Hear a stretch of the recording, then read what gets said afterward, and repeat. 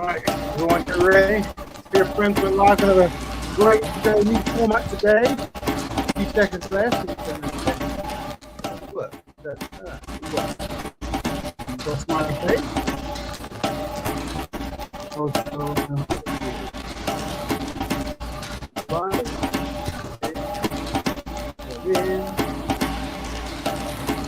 All right. Almost starting.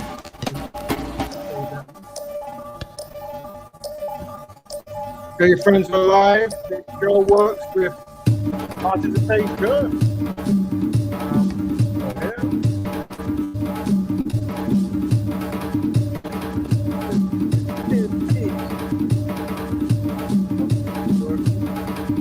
Yep. So far, it's working. Oh, I have no my panel.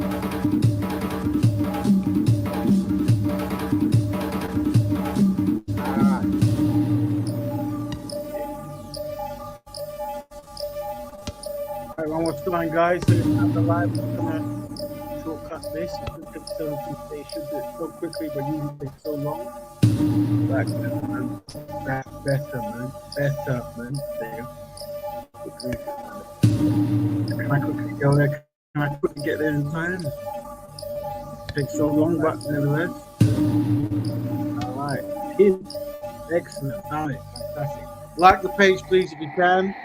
I've just liked it myself. So there you go. So at least I know one person likes it. Here we go. Welcome to the Betterment Broadcast. I'm just going to set up the PDF. This PDF is very important. So this, where's it gone? Oh, here it is. All right, magic. And then read mode is in read mode. Let's just make sure. Oh, new interface. Who knows? Oh, what things flying in the screen? I don't know what's that. View mode. There we go. Oh, fantastic. And that should go there. Man. Look at that technology. Welcome everyone to the Betterment Broadcast. This is the 158th show.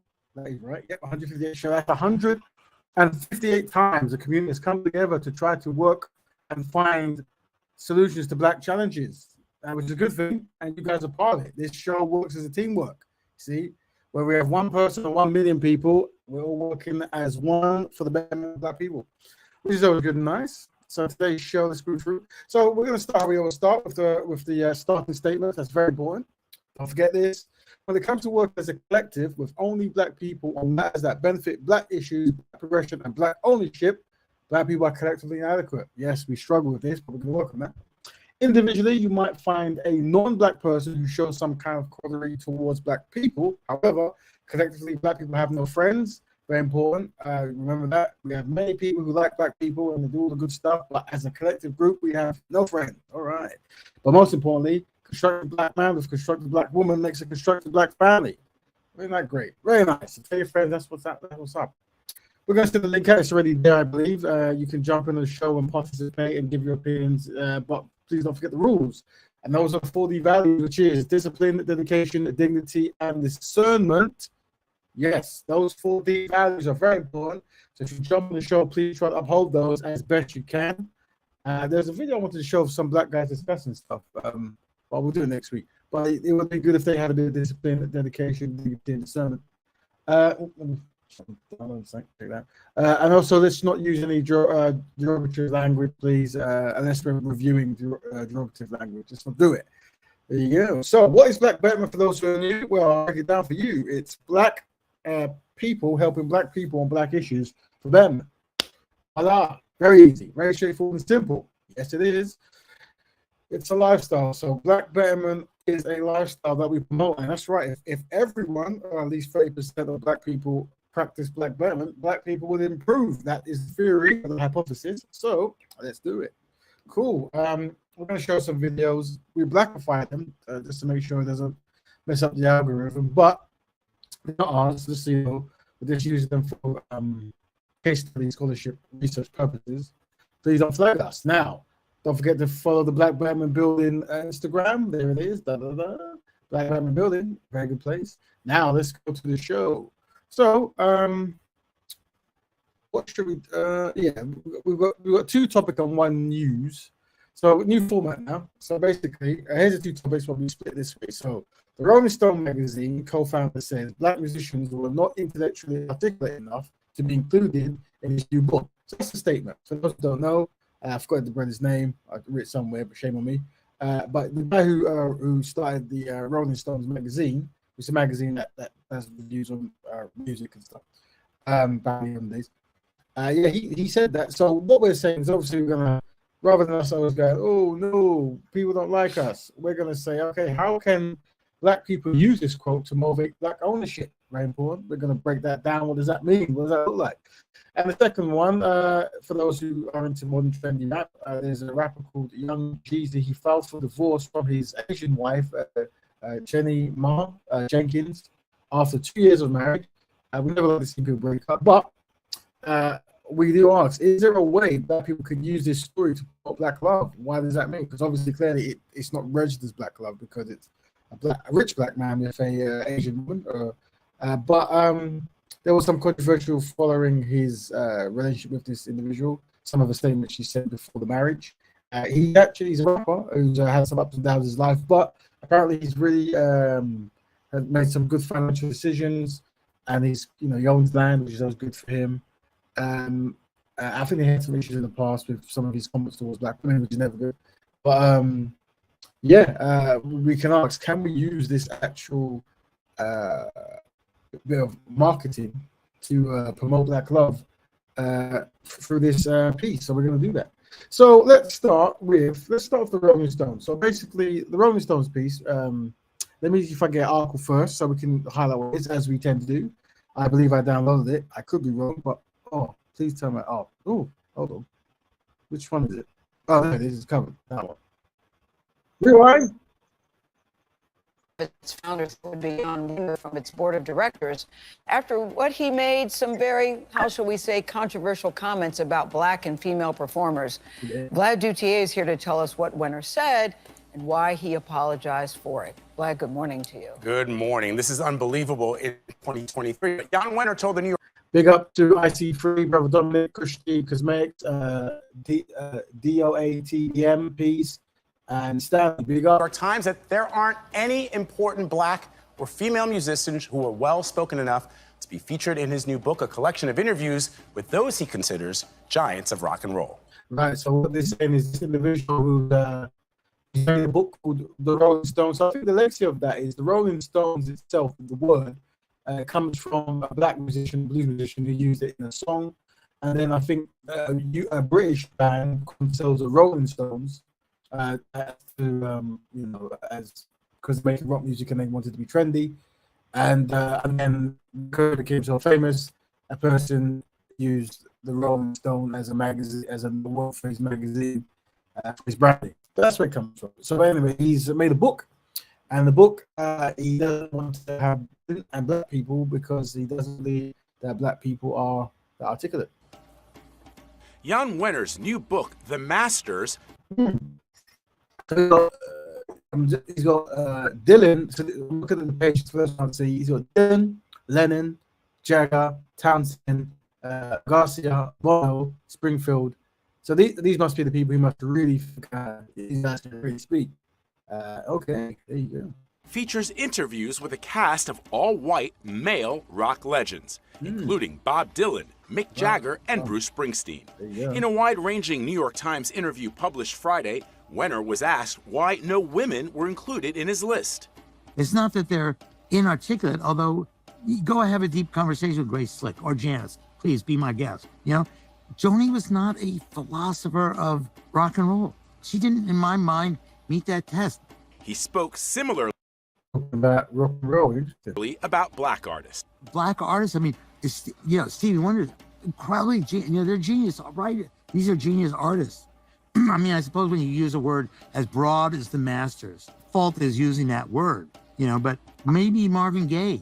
I could cut Curtis Mayfield, they just didn't articulate at that level. So he's mentioned Stevie Wonder, Curtis Mayfield, Marvin Gaye, who was, and he was like, the geniuses, right? Like, maybe we should use the word master. I don't know. So I don't know, very interesting. During the 30-minute interview, Wenner did acknowledge he would face criticism. but didn't backtrack. Just for public relations sake, maybe I should have gone and found one black and one woman artist to include here that didn't measure up to that same historical standards, just to avert this kind of criticism. On Saturday, Wenner apologized, writing, "I made comments that diminished the contributions, genius, and impact of black and women artists. I totally understand the inflammatory nature and badly chosen words and deeply apologize and accept the consequences." Wenner and Rolling Stone magazine, which he left in 2019, have always welcomed controversy, as he noted in our interview with him last year. Did you want to be controversial? Because you had a lot of controversial things in your publication. No, were you thinking that? I didn't set out to be controversial. I mean, it just happens. You know? And you discover quickly that, well, that's great. If you're in the news business, that's what you want. The extent of this was absolutely shocking. But Jem Aswad, the executive music editor for Variety, says these comments could tarnish Wenner's legacy. He kind of doubled down. I just don't see how, even if you actually think those things, you can be sentient in 2023 and not realize what a horrible thing that is to say. That's the thing. Many European execs, white execs, this is how this information. It's what they've done. We're going to demonstrate this from now and back then. We're going to tie to the actual solution to this. The consistency of what anti-black people do. It's worth noting that Rolling Stone published its 500 greatest. Am I sounding robotic? Am I chopping it? Let me know. It sounds like I'm sounding a bit robotic. Is it me or is Brian Raven sounding robotic? Let me know. It's not algorithm. Oh, hold on. You can't hear me. Can't. Okay. Mic check. I'm just trying to think why you can't hear me. I don't know. Can you hear me? The clip sounds fine. Audio is bad. Oh gosh. The video is fine. It's just me. I'm going to tell. Can you hear me?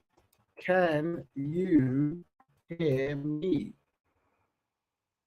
Can you hear me? Your mic's coming muffled. Oh. All right. I'm going to keep playing this and see. I don't know. Let's keep playing it. Albums of all time a while back. 5 of the top 10 were by female or black artists, including Joni Mitchell's Blue and Stevie Wonder's Songs in the Key of Life. So Janis Joplin's no longer around, Grace Slick is around, but so is Carole King, so is Joni Mitchell, so is Patti Smith, Quincy Jones, Diana Ross, of course, Quincy Jones, Stevie Wonder, Smokey Robinson. We got lots of ideas, Vlad. There's a lot of people, Nile Rodgers, they're all around that could speak to this. He doesn't have to include them. It's his book. He can include whoever he wants. But the language that he used about black artists and female artists is astonishing because essentially black Americans created rock and roll. And Fats Domino, there's a great clip, Fats Domino talking about it. Little Richard and Chuck Berry saying that what we call rock and roll, he said this in 1955 or 56, we've been playing in New Orleans for the last 15 years. That's right. Which y'all are calling rock and roll. All the people that he honored would certainly cite those people. The Mick Jaggers of the world. Yes. As their influences. The Bruces, yes. They would say that their influences, they bow to those legends, not to their themselves. That's why this stung to me a little bit. It actually hurt my feelings because we know Jan Wenner. I know that he's a smart guy, and I heard him say it, but I can't believe that he really feels this. But that's the lens that he sees music through. So then, and if he listened to those lyrics of those artists that he purports to love, like Bob Dylan or Bruce, how do you come away feeling the way that you feel? See, my fear is generations from now, history will look a lot different, and sometimes these pieces will rewrite what the history of music is and should be. Well, that's why a book like he's going to call it The Masters has got to include true masters of rock and roll, women and people of all races. Vlad, thank you very much. Appreciate it. All right. Am I still robotic? Let me know if I'm still robotic. This is just, I hope this ain't. Got a lot. This stuff is just so many things. Stop sharing. Move this out of the way. Let me know if I'm still robotic. I'm trying to shut some things down. It's refusing to shut down. Okay, let me shut this down. Okay, I'm trying to find my microphone panel. But it's all, like when. There we go. Control center. Sound. I don't know, man. It's general. I can't bother. Yo, yeah, I don't know if you can hear me. It's clearer now. Okay, cool. All right. Yes, a little. Well, basically, what we're trying to do is connect the dots here. So this was, there we go. Welcome, brother. Can you hear me? Maybe I turn myself down. That's the one. Can you hear me, brother? Can you go? Yeah, Black Betterment, brother. Can hear you loud and clear. So, guys, if you can hear Brother Cal, let us know, because we're still trying to work out if StreamYard is full, because we did jump from StreamYard to something streamed last week, the issue, so we don't know if it's still going there. Speak for longer and we can see. But we're now joined by Kel, so if me and Kel are jumping in and out, let us know. But the topic we're tackling at the moment is, right. The question is, the Rolling Stone magazine co-founder says black musicians. Oh, yes, there we go. Welcome, Duat BM. Am I saying that wrong? Is that wrong? Yeah, peace, Val. Peace. So we're saying the Rolling Stones magazine co-founder says black musicians are not intellectually articulate enough to be included in his new book. And then the question we're saying is, how can black people use this quote to motivate black ownership? The reason we're saying this is because, as you know, black African Americans invented many of these genres today: jazz, blues, rock and roll, soul. But unfortunately, the Europeans and the white people usually create institutions that promote them and give awards and this kind of stuff. And unfortunately, now you're seeing that many years they don't really respect or want to include black people for any of the things that the African Americans have done. And this is problematic. Okay, you sound perfect, Kel, and now good. So good, the sound's working good. Excellent. So what we're gonna do, we're gonna mute you for a bit, brother, because I think you got a bit of stack on your thing. You can unmute when you want to talk. What we're gonna do, just to show you this. So just to give this, I'm gonna show you what James was saying back in the old days. So when MTV first came in, it was huge. It was a revolution because it had visuals, audios. But naturally, here's what was happening. Hold on. Let's go see if I can find the picture of the black brother. Hold on. It's this brother. So news and happy talk to play between the videos. The creator of MTV is 29-year-old Bob Pittman, a former radio station program director. I think we always thought of this. So watching when MTV first started, undermine the impact it had on music promotion and sales. But once again, music TV success, but what it's turned out to be is a phenomenon that exceeds the boundaries of cable television and music, and is, I think, a phenomenon of youth culture today.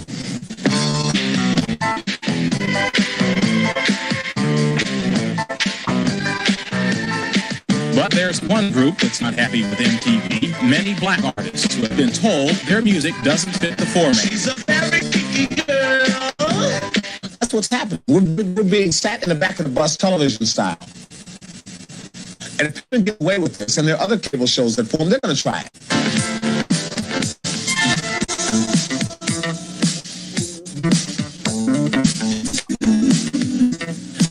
And MTV is the subject of our next report. Sam Ford, CBS News, New York. Black musicians are complaining that they are being left out of the video market, specifically the music television cable operation. Sam Ford looks into that in this final report of his two-part series.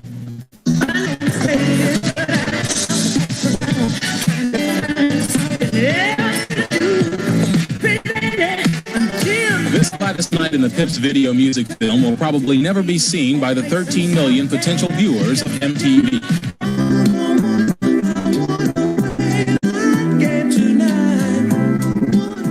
While this soulful-sounding video by Hall & Oates is frequently played on the channel.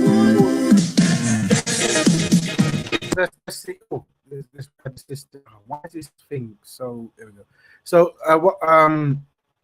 So let's just break that down. So the MTV came out and they were saying it's for white rock music and not black funk or soul music.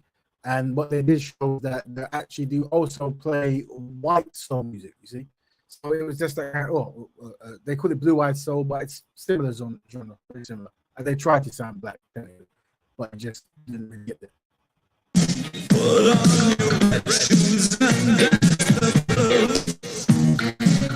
The American recording industry essentially divides rock and roll music in two basic categories: white rock and black rhythm and blues. Yeah, so that was segregation, black and white. Black people like Michael Jackson, Prince, these kind of guys were selling more than anyone else easily. And when you hear some of these, I think that's David Bowie and these other guys, a lot of their songs were heavily influenced by rock and roll itself is obviously about music, but it sounded there was similar musicianship that you hear in these other albums. But they did segregate. MTV was for white people. This was the strategy. We're seeing Connect the Dots at the moment, family. The stuff that's happened today happened yesterday. And when these people start writing their books, you find out why. Looking for a certain sound and a certain point of view. Bob Pittman is the 29-year-old whiz kid who created MTV after a successful career as a radio station program director. He sees little difference between radio and cable. We are not all things to all people. We are cable television, and what cable television does best is specialize. One thing channel. So you know exactly what you're getting when you turn on the channel. That's Human League with fascination. To MTV, this is a matter of following a traditional FM radio rock format. Black recording artists like Rick James, whose videos have been rejected by MTV, is an example of racism. This is Wizard of Oz. I mean, there are black people here, and we make music, and we spend thousands or $100,000 on videos. And we're not doing this for the sake of because we enjoy doing it. We're doing it because it's part of the art, and we're being excluded from the art. There you go. I mean, it goes on.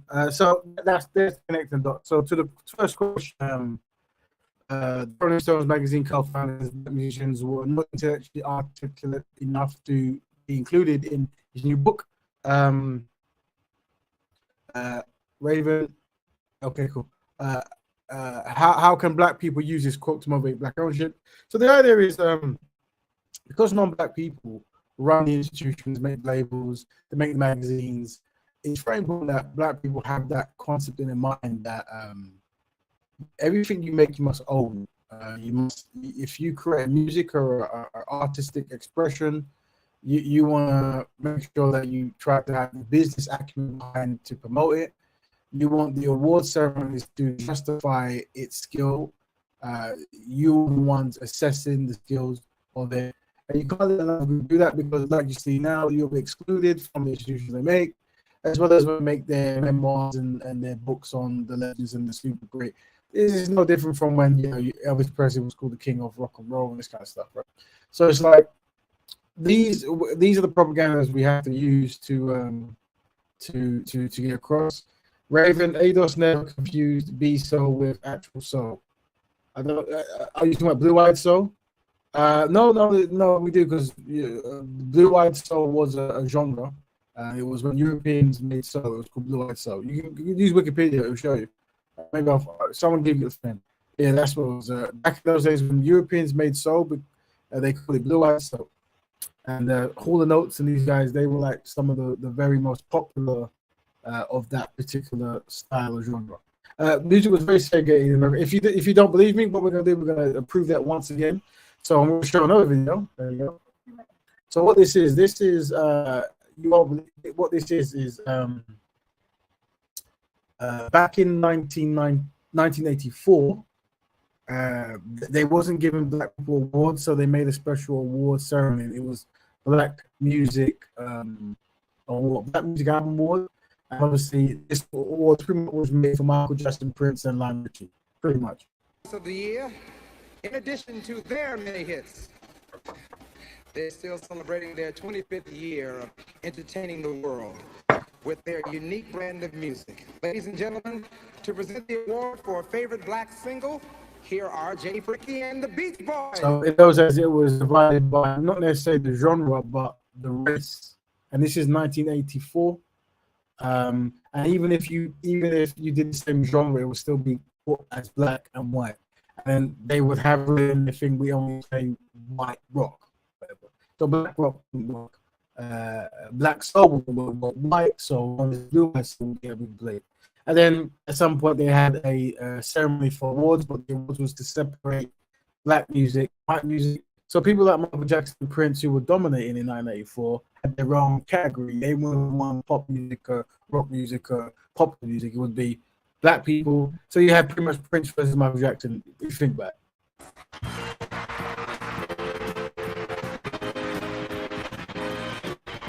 This move on. And then so these are the people who were nominated for the first kind of black award. Let's see who it was. To remember something. Black single. Let's that again. Sorry. And now, let's see what record will make it as favorite black single. The nominees are Caribbean Queen, Noah Lebanon, Billy Ocean. Remember Billy Ocean? Remember Tia Turner? Yeah.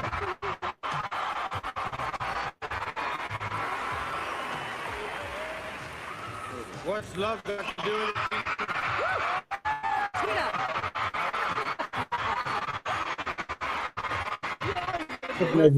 And Doves Cry. And after Prince winning his award, blah blah, and he comes up and we skip all that good stuff.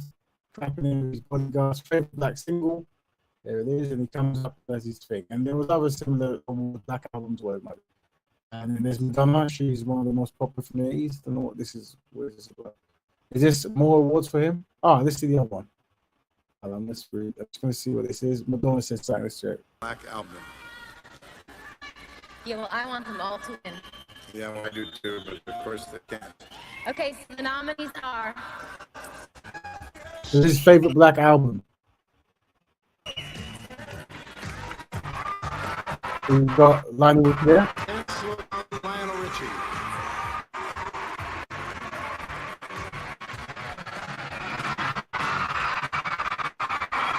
Purple Rain, Prince Revolution.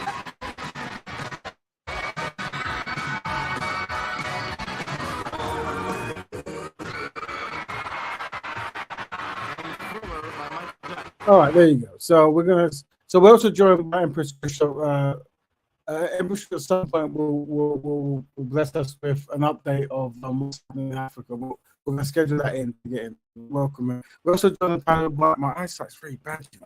These glasses. Is it Musa? I think it's Musa. And is that right? What's up?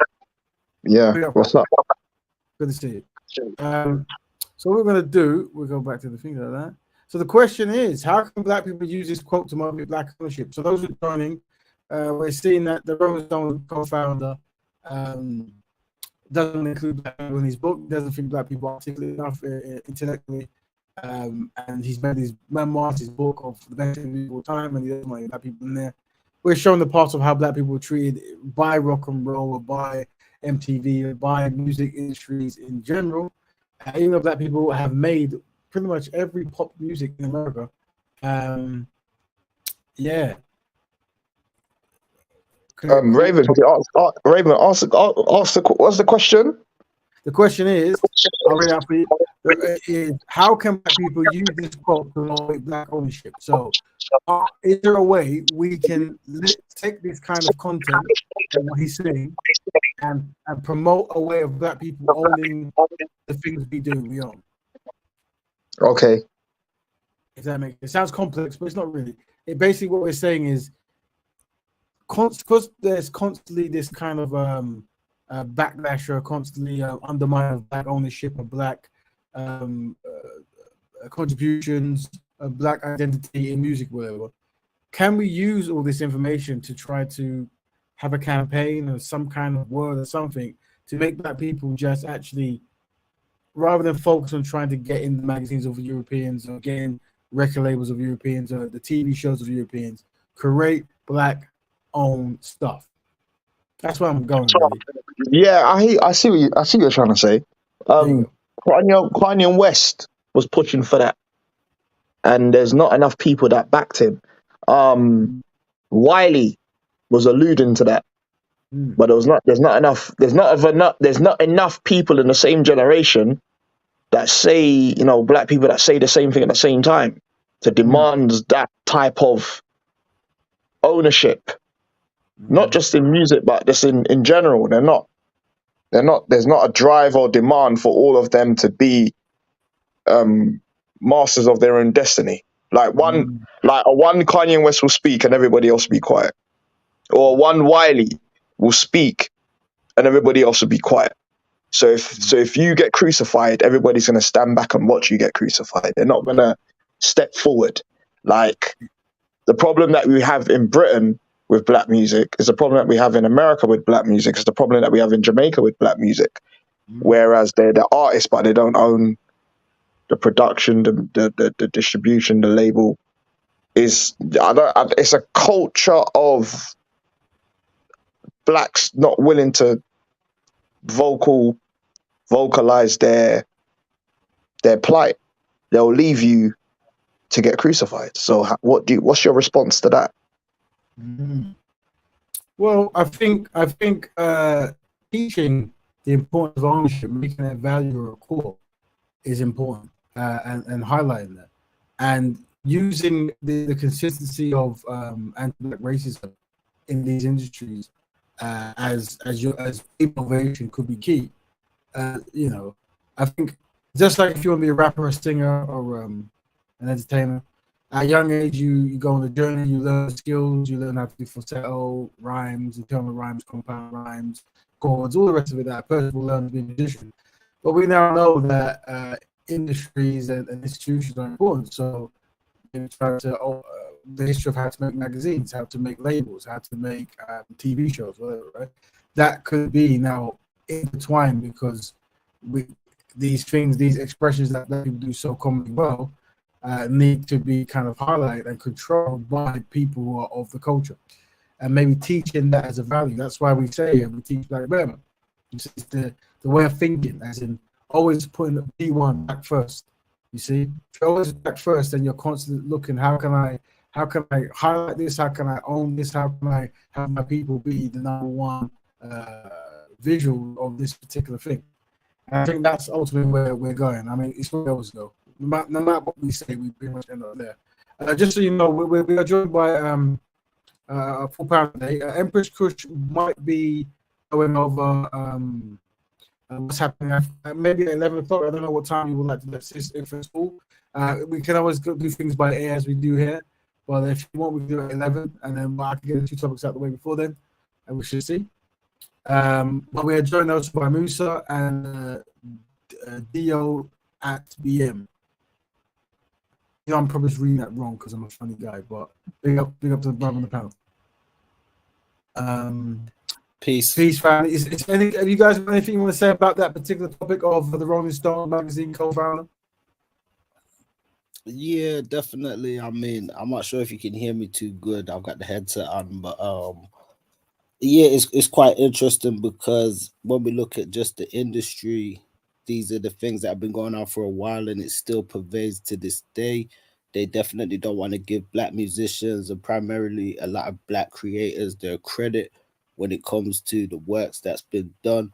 More recently, I remember hearing a song with Eminem, and peace to M for what he's done in his own kind of way, but he was speaking in regards to Melly Mel, which I feel is a no-no anyway, but he got a little sneaky line in there where he said something about, the house of hip-hop, him being a guest in it, but he advanced it to a different point and took it worldwide and stuff, which I thought was a bit egregious because it kind of shows the mentality what I feel a lot of Europeans have when it comes to stuff that they come into what we've already created.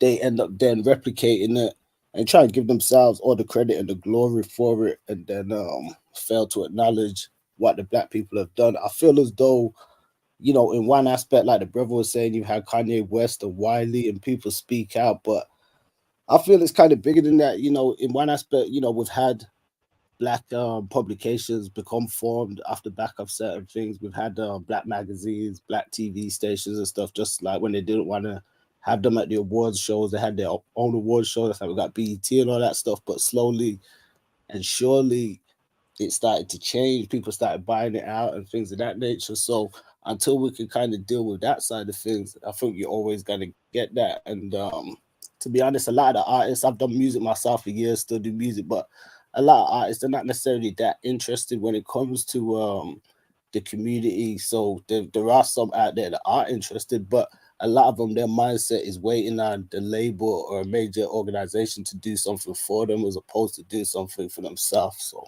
that's just a few things that I think. Thank you for that, brother. Nice, good insight there.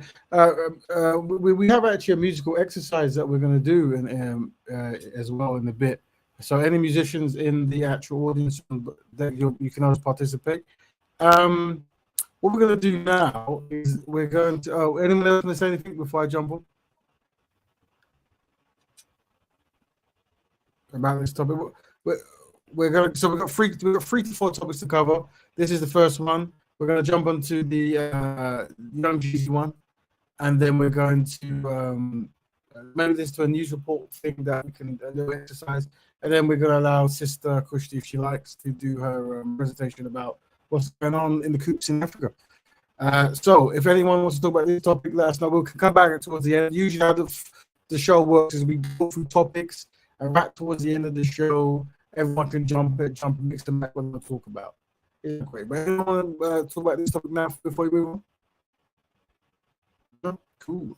No, I think it's all been said. Yeah, Nice. that industry is just. Yeah. There's not enough care for people that are in the industry. There's too much. It's a long-winded process that you can't solve in one day. Okay, very true. Right. Okay, so now we're going to go to the next topic, which is Young Jeezy, which is a rapper from America, and he married a Asian lady, a very wealthy brother, and they're getting split for unknown reasons, I think. But let's go over that. The reason why it's interesting because let's see if this will help us. Maybe is it this one? Hold on.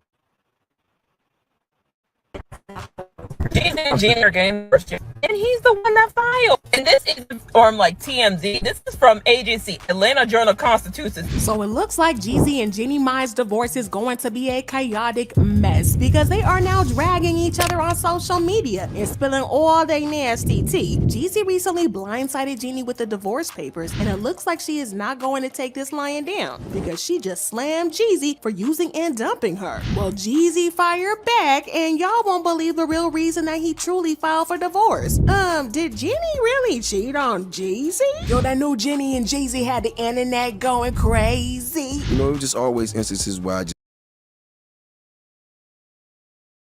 Jeannie Mai know because she wouldn't go out like that. Now, he said all that in May, but court Just skipped ahead. Sorry, guys. I muted myself. Big up Times TV.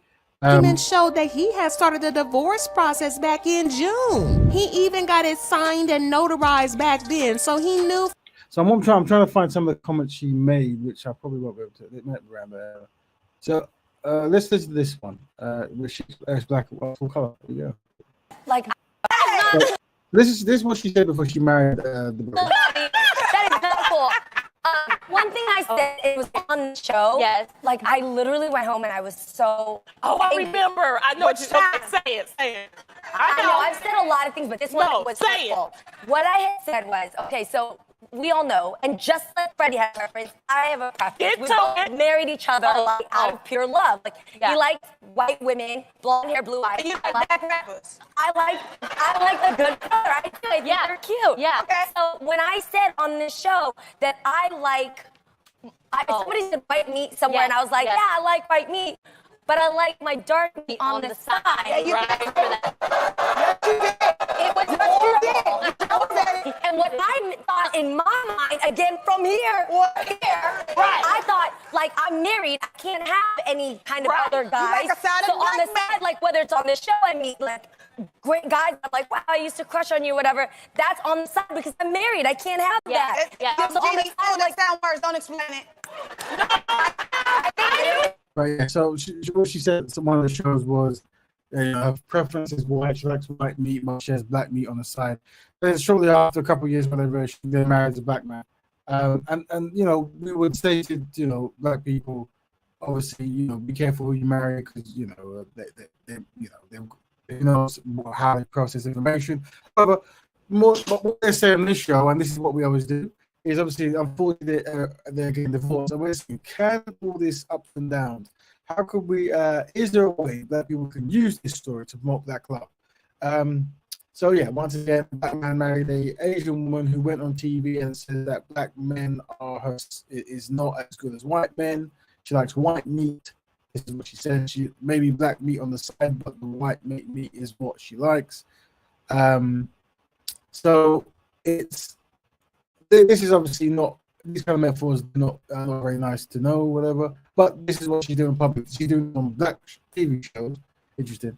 And then she marries a black person. So naturally, this doesn't work in black people's best interest. But we're saying, okay, well, can we use this failed marriage, sadly, this failed marriage, to say, okay, well, maybe brothers should marry sisters, especially if they are becoming quite wealthy and own land as his brother does. I am aware this brother has, I think, two mothers of his children who he hasn't married. We can unpack why that might happen, where you have children with two black sisters and you marry a non-black woman. But then I'm probably reading too much into it. But either or, from the Betterment standpoint, go ahead, bro. I believe that the the synchronized African males, they'll understand, historically, politically, not to marry with the non-African women. It's nothing to do with how they look. It's to do with politically, as we've discussed. However, I feel and believe that the unsynchronized African will see it more as a challenge due to what Francis Fenham says in the book, Black Skin, White Mass, that when the unsynchronized African man looks in the mirror, he sees disgust, so he naturally projects that on the black woman. And then he says to himself that I need to get more connected into the hierarchy of economic status, which unfortunately, due to our disorganization, the white man has formulated. So being with the white woman is more better. So this is only going to work on those who want to sort their mind out, Brother Raven. But the rest of the unsynchronized black men, when you talk to them, and I spoke to many of them before, that they see it as some form of a challenge. The fact that they can go into the Asian community, the European community, and the Middle Eastern community and be with their women. It's like, I've conquered. I've reached, Mount Rushmore for some reason. So yeah, we have to kind of focus on those who understand politically. Well, we have to make it very valuable that if you're constructive and you find a constructive black woman, that is the Mount Rushmore of a black community.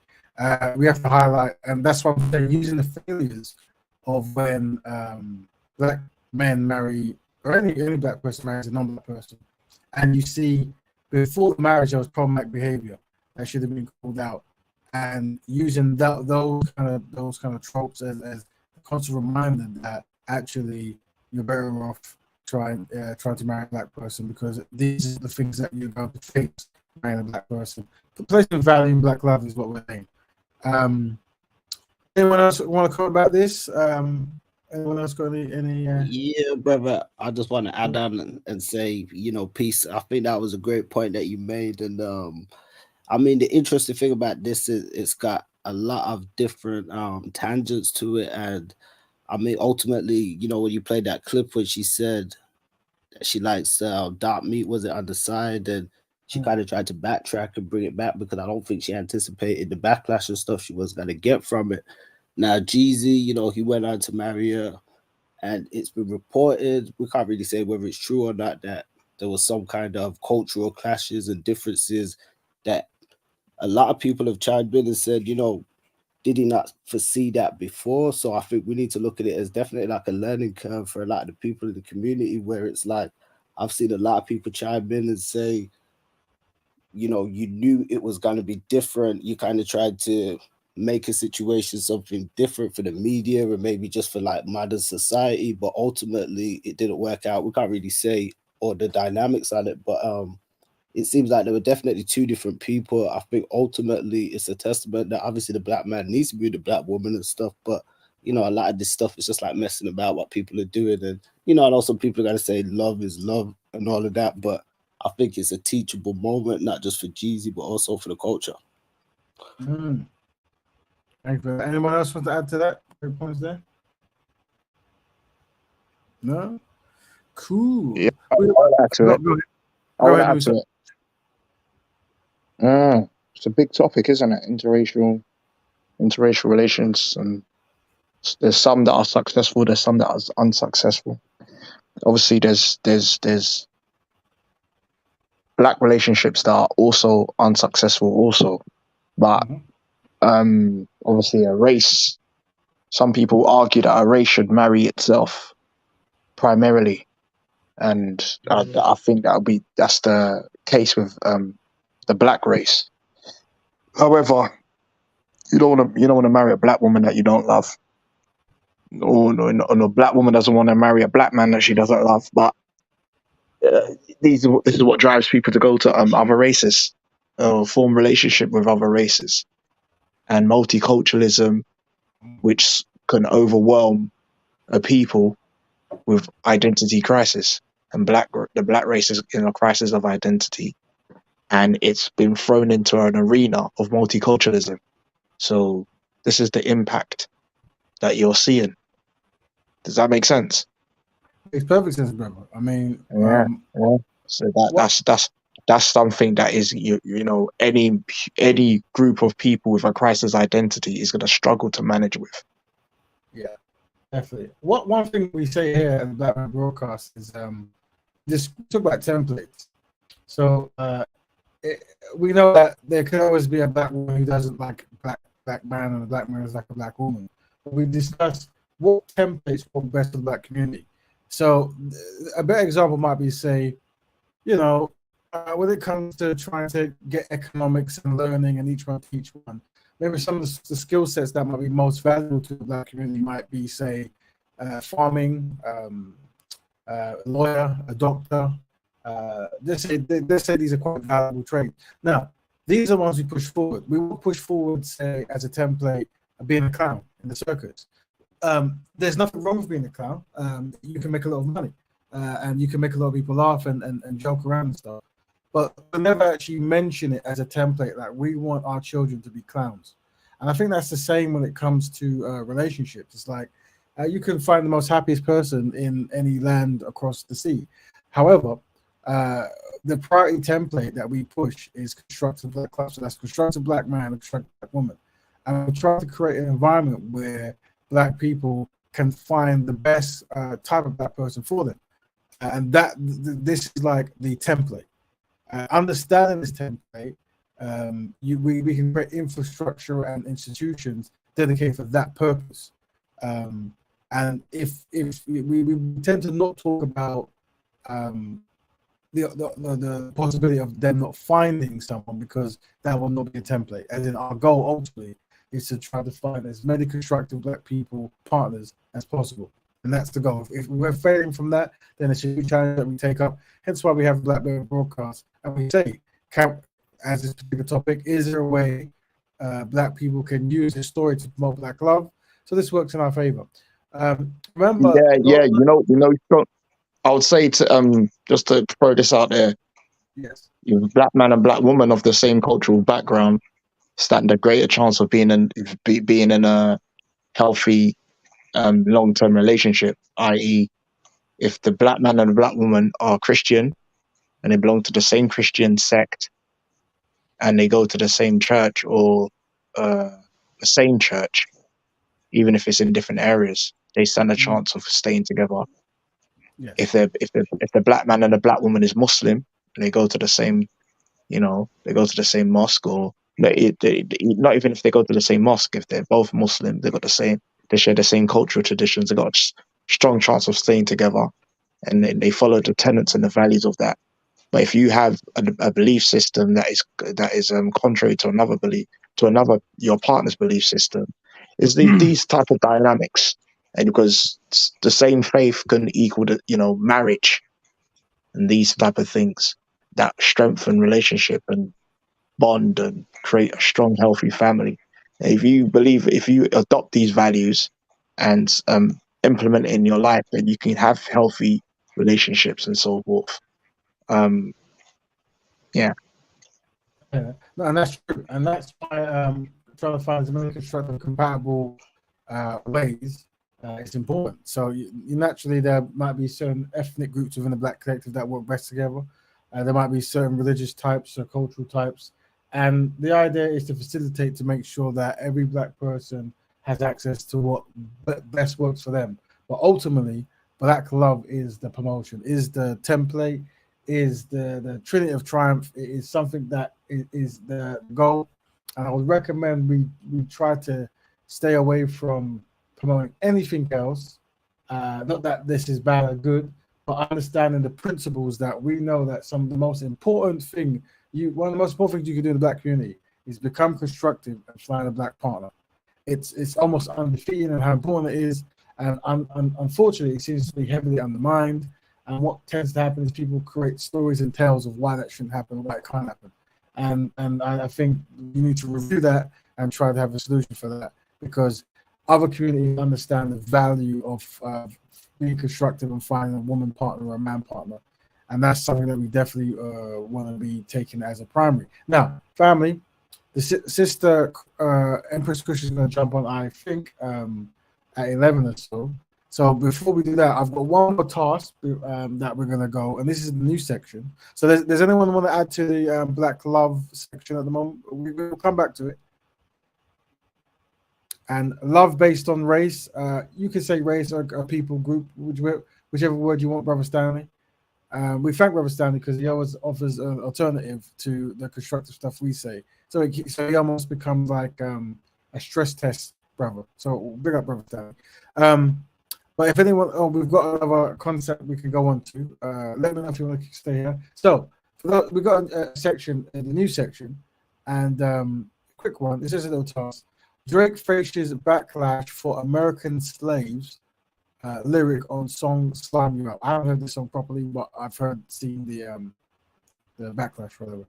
And this is the lyric for those who don't know. Drake, for those who know, he is a Canadian-born brother.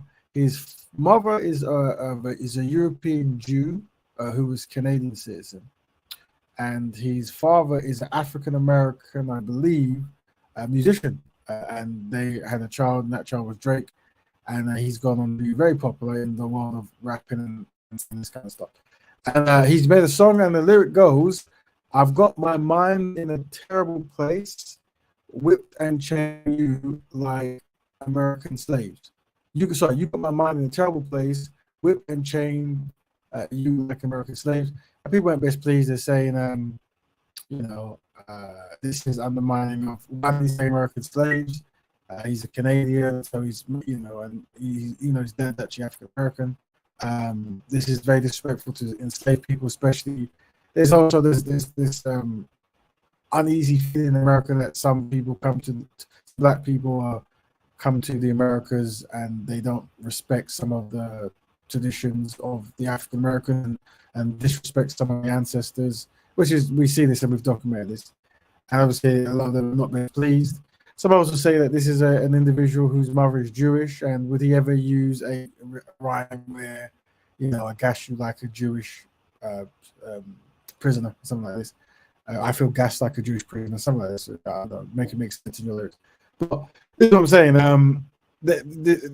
This is a problem that they're dealing with. So the task I will give you guys, the musicians out there, while we listen to Sister Kush go through what's going on in Africa, is could you guys think of a rhyme or something that could actually change this kind of undermining lyric and unnecessary lyric to something that's more empowerment to Black people, so that's more necessary. So I've written one. I'll show you at the end. But if you can think of how would you actually, if you had to change that lyric, what would you say? And also, if you're not a musician, you think, well, that's quite a lot of work to do. How do you feel about this piece? Are you aware of this song? I was going to say about Raven. You see, Drake, though, he's half Black, though. Should he not be allowed to say what he's saying? So what it is it's I think what they're saying is it doesn't matter if he was two Black parents or African American or a Nigerian American or whatever.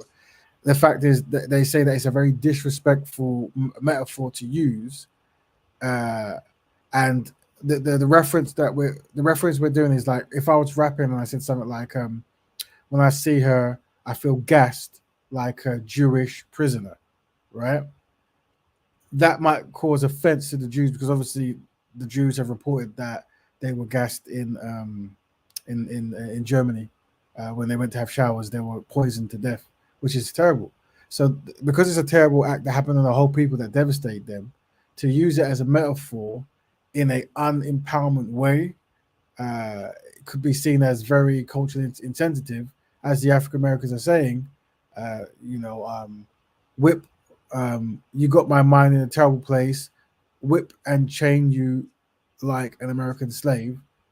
The metaphor might be insensitive to the travesties that the African American brothers and sisters went through. I think that's the angle they're taking it. Not that he shouldn't be allowed to say it because he is black or he's black or one black or whatever. It's more so it's disrespectful, regardless of who said it. Does that make sense? I wanted to add on. Go ahead.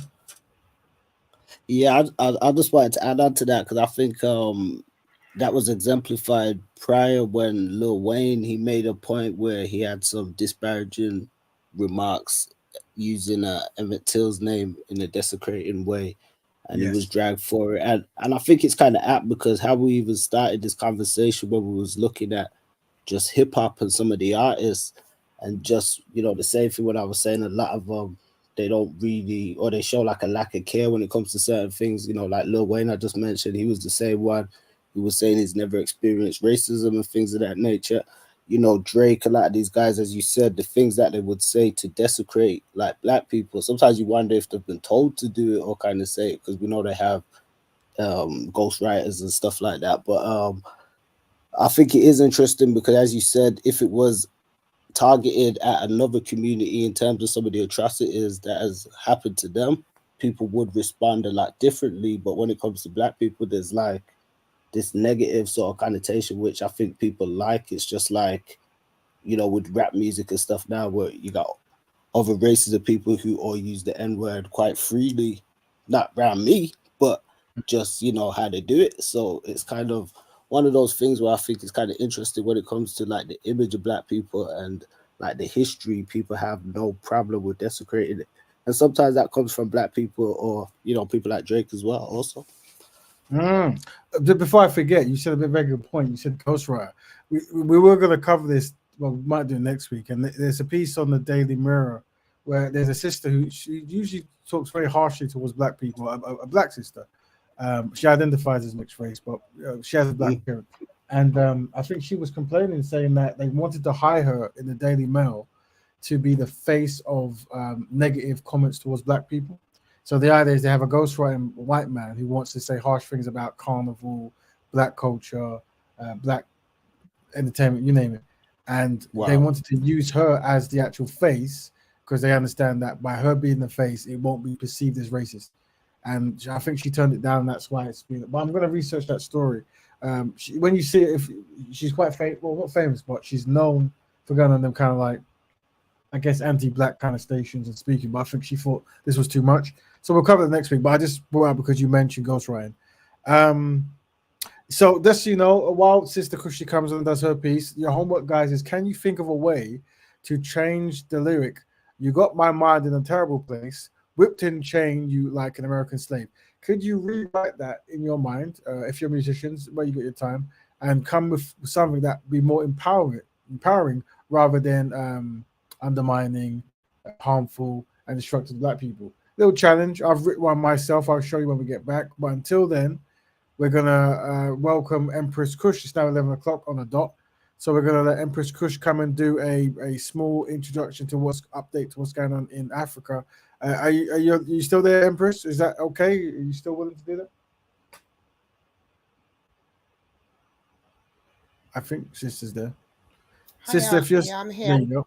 Just getting on with it, just getting the stuff. Bear with me. Okay, that's cool. When you're ready, let us know. For those joining, the topics that we've had today, just so you know, we've had the Rolling Stone magazine co-founder says black musicians were not intellectually articulate enough to be included in his new book. So we said, how can black people use this quote to motivate black ownership? and we showed some videos about the history of mistreating black people. And then we also said Young G files for divorce from his Asian wife, Jeannie Mai Jenkins. After 2 years of marriage, is there a way black people can use this story to promote black love? And then we also, unfortunately, had to cover the rap artist, rapping artist, Drake, who made a metaphor about American slaves who no one is best pleased with. And we're seeing, if we had to rewrite that, how do we write that to be more empowerment rather than degrading and undermining and hurtful towards black people generally. But as we're waiting for Empress Kush. When she's ready, she'll jump in and she'll do whatever she needs to do, and we will support and listen. 2 weeks ago, she did a very great job of describing the coups going on in Africa and what motivates them and some of the behind the scenes, up to date stuff. And we appreciate the sister taking time to do that. Keeping in mind, this is a community show, so we always have guests, and we have to pick up our free guests, Brother Musa, Brother DOAT and BM, and Brother King Kel, who have given great commentary and a good thing to think about. And we look forward to them coming back again. I just want to quickly say, brother, is that it's for the synchronized hip hop artists to kind of check Drake and the fans. You know, whenever unsynchronize happens with our people, first of all, the fans, the black fans, need to kind of shun it, like what happened in Peckham. You see, we need to protest against that. You know what I mean? But because there's no penalties for these things, and the music kind of makes us a bit discombobulated, we allow these unsynchronized Africans off the hook. There was a time where he had like an album, I remember, his cover, and it had like an image of blackface, you see? Yeah. And like he's still, you know, making tunes with everyone, and people are still celebrating him. You see what I'm saying? So we are the issue, Brother Raven. It's the unsynchronized mindset, is that having the confidence to say, because you said that and because you done blackface, we're not going to buy your music and celebrate you. We're going to dismiss you. We're going to focus on a different rapper. You see what I'm saying? And that, right? We're all going to do that. That's going to make him feel out of place. You see, because we're the one that promotes and brings light to hip hop. The non-Africans who you know, are fans of hip hop and that, they watch what we do. Just like, for example, Nike, Adidas, all them tracksuit bottoms. It's been made popular because the way how we put our mannerism in there. You see, so they watch how we respond to style, etc. If we just shun all that, right, everybody becomes stagnant. You know what I mean? And then everyone's like, oh, we need to get the approval back. But the power is with us, as they say, the power is with the people. But we're letting them off the hook too much. And we've got to kind of go and strike, like what happened in Peckham, like what the African Americans do when something goes wrong. We have to go and strike with our own people against unsynchronization, if that makes any sense. Now, good quote there. Sister, I've put your Thank you. on the screen. Okay. I just wanted to add on to, I'll start now, but this is probably good that Brother Cal said that, because I totally agree with what he said there. And I just think that at this point, it's going to be us as a collective, or consumers, or us as a people, especially those who have the over awareness of themselves, that they need to realize that we hold the power. So it's like what Brother Cal said. Even if the consciousness needs to step up, anyways, they do. But even if they're not, it's down to us to do this. So if he's getting pushback through fans or people who listen to that genre of music, then so be it. That needs to happen. I think the tables have been turned so long that we forgot that we run things. We purchase his music. We are his consumers. So it should be that, and an excuse of him being black is not good enough. You don't see any other race disrespecting themselves and just saying, well, I'm a part of that race, so I'm going to call myself a derogatory term or put myself down because I'm part of that race. There's no standard with us.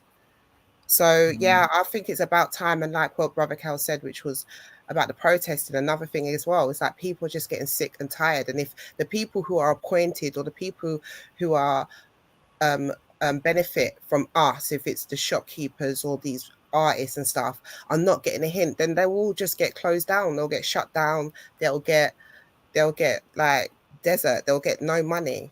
And I think it should be like that. I think people are just fed up, especially if you are proud of your race. You're just fed up. So yeah, I agree with what Brother Kel said there, and it kind of is leading on to what I'm going to be talking about a bit now. But I did want to kind of just maybe go through briefly what we was doing 2 weeks ago, but very briefly just to follow on to the updates of where we are now. And also I want to be able to also highlight some links and YouTube channels and news from other Black brothers and sisters who are definitely keeping an eye on the continent as well, and just to show where I'm getting some of my info from, and brothers who are interested to talk about this, because I do want it to be that when we get our little segment, people have looked into it and then they come in with their own points. I know the first week it was really good because we had like Chemo and EIE, Dominique, like a lot of people was in the chats really discussing it. So it would be good to kind of keep that kind of energy going on as well. So here is the Sahel, which we understood when we first spoke about, that this is the area that they're talking about, and it's that area highlighted in the brown. Okay. And obviously, if you want to know a bit more about what we was talking about, you can always go on to the second from last. I was thinking as well, bro, because someone commented this to me as well privately. Maybe we could just add it on the title so people could know it as well. Okay. Yeah, so these are the current leaders as well. So I won't go through that because we did go through that on the first one. And I just kind of want to give a brief breakdown on different places to go to get information, and where the information and where these different countries who are either organizing a coup or a revolution, depending on where you're seeing it, what's going on in regards to that update. So I think that I'm gonna go to the first. Actually, as well, I want to go to ECOWAS as well, just to make sure that everybody has a reminder of ECOWAS as well, because I just want this to be fresh in people's minds. Again, we did this last week, but ECOWAS is the Economic Community of West African States. And this is going to be important to always remember that, you know, the majority of, if not all of the countries that are actually doing the quote unquote coup are actually within ECOWAS as well, which we covered that on last week. So that's very key to still remember on this. So I wanted to start here with this YouTube. I forgot how we did YouTube. Can I just play it on mine here, or did I have to send you the link? Yeah, I don't think you can play on there. Unless I share screen, maybe. Can you share screen on this? Yeah, let me see. But I don't know if my Well, you can play it. Yeah, I can. So let me see which one I want.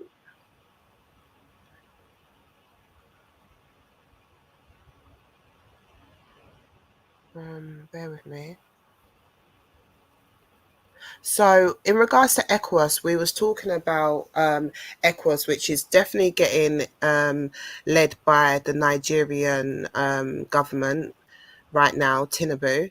And this is, again, goes to what we was talking about kind of now, against how this one individual is really pushing to go in and engage with other African countries, but the people are really not with going in and fighting with their neighbors. So what I wanted to do was show a video of this is another good channel as well. This is African Diaspora. I think brothers played him a few times as well. And he's just breaking down a little something on there. So we'll listen to this one here. So hopefully this comes up for the bro. Yep, something has come up. Let's add that. Okay, so here is African Diaspora News Channel, just for people who want to know. And we'll just listen here. West Africa, and really the white supremacists have been a menace ever since his existence when it comes to definitely black people.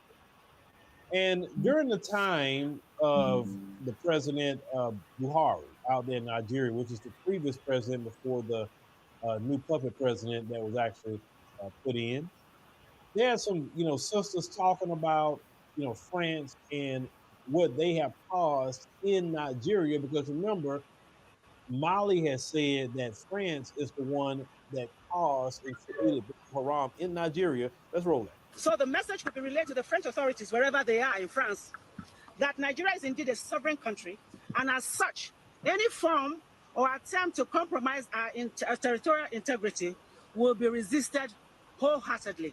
At this point, I want to stress, Nigeria was not colonized by France. Therefore, they have no business coming to toy with our lives here. We are aware that some vested interest was not happy with the gains made by the Nigerian government and especially our dear President Muhammad Buhari, in the fight against terrorism. As such, they began providing logistic support under a cover called humanitarian whatever to the Boko Haram fighters. They also assumed the role of the mouthpiece of the Boko Haram terrorist group. They use their state medium to promote their nefarious activities and to give them the needed psychological boost, claiming human rights for people that have been raised trying to kill fellow Nigerians by them. The movement against slavery and terrorism wishes to state categorically and on unequivocal terms that France is indeed responsible for the resurgence of Boko Haram attacks in Nigeria. The movement against slavery and terrorism wishes to inform the president of France, Emmanuel Macron, that the world is indeed watching closely, and we, especially Nigerians, are also watching very closely. And should the French authorities not halt the spread of terrorism in Nigeria, the day of reckoning is indeed near, and very, very near.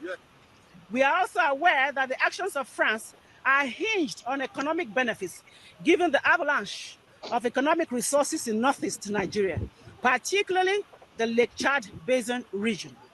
This is indeed an attempt at recolonization. What did I say? It is another attempt at recolonization by France after we have been colonized by Britain. We are not under France, and we will not allow for France to come and colonize us again by violence, which by all standards is quarrel and won't stand the test of time, because Nigerians will resist every move with passion. Let me pause here and give you one statistics. In March 2008, listen to this quote and please put it on record and on your medium. Without Africa, France will slide down into the rank of 23rd power of the world. That is, quote and unquote, former French President Jacques Chirac.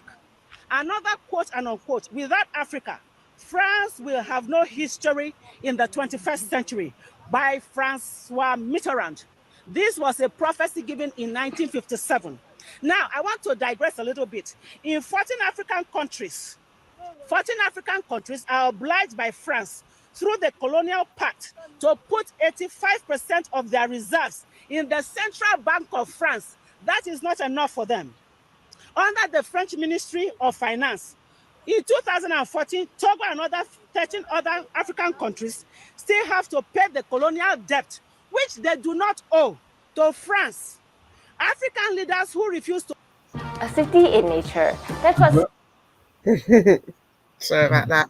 But that was some powerful things. I don't know if everyone heard what the sister was saying there, but key things that stood out for me was the quotes that she said about that came from former France presidents, saying that, I think one of it was that they'd slipped down to what, the 50s odd or 30 odd country in the world if it wasn't for Africa.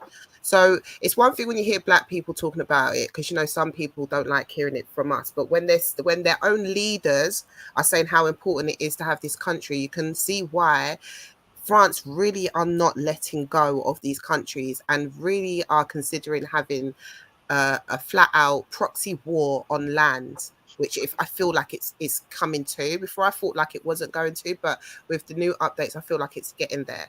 So this was just a clip from this was actually from Nigeria, and so this shows that obviously the West, especially France, is using ECOWAS to put pressure on these countries to stop their coup or revolution. But ECOWAS is heavy, is majority Nigeria. But the Nigerians are in there, as we can see here, saying to France to stay out of Nigerian business, to stop utilizing yourselves to, divide and conquer, be using us to go and fight our neighbors. So I just wanted to see that. I just wanted to see that there's so many clips of protesters, not just in Niger, Burkina Faso, and where the actual revolutions are happening, but actually with neighboring countries as well. So everyone's really watching this, and they're all unite in saying the same thing, that France should back off. And these are publicly getting said, yet France is still there. What other country could you do that? Could you do that in England? Could you just occupy a European country and the president has told you to go? The other governing bodies are telling you to go. Neighboring countries, their officials are telling you to go. The people are protesting, telling you to go, and you refuse to go. So it's just so interesting, that part for me. And when I was going through the leaders as well, I wanted to highlight, am I still sharing, bro? I can still see. Do you want to go back on the slider? No. I just wanted to know if I was still sharing. Yeah, we can still see your advert on the Nigerian page. Oh, okay. So you can't see me going to different screens, because I did want to actually show another clip which was so interesting as well. Paste it in the same window. It will open. Would you like me to do it that way instead of just showing it? Well, no, if it's a YouTube video, you see at the moment, if you can actually just copy in that same document there, as in, and it'll show, I think. Unless you, or you could do any other way, I'll help, but I think that might be the easiest. Just if you see it on another browser, there you go. Can you see this tab here? Okay, with you. So this one is from Sister Shanice's show. So again, another great sister within the community, also talking about it from a Black perspective. So definitely go and follow Sister Shanice. This was recent. This was a great this was just a great breakdown. So I definitely would encourage people to look at it. I'm going to show a clip that they showed on here, but again, I definitely think that people should go in and look into this, because it was really great. Let me give you context to this as well. So we was looking at other leaders, and I know before we was really going back and forth in the chats about, do we think that this leader is real, or do we think that their intentions are good? Do they think they're leading with a Pan-African mindset? And there was not much information to go by, but this is why this is key. Sorry, I don't know who's online, but we can hear you in the bathroom or some watery thing. So if you don't mind muting up, please. So when we was, I can still hear the water. I'm just muting everyone to see who it is. There you go. Yeah, thanks, right. So yes, we was talking about in regards to the leaders and how we can be sure that these leaders won't end up being dictators like we've seen so many times before.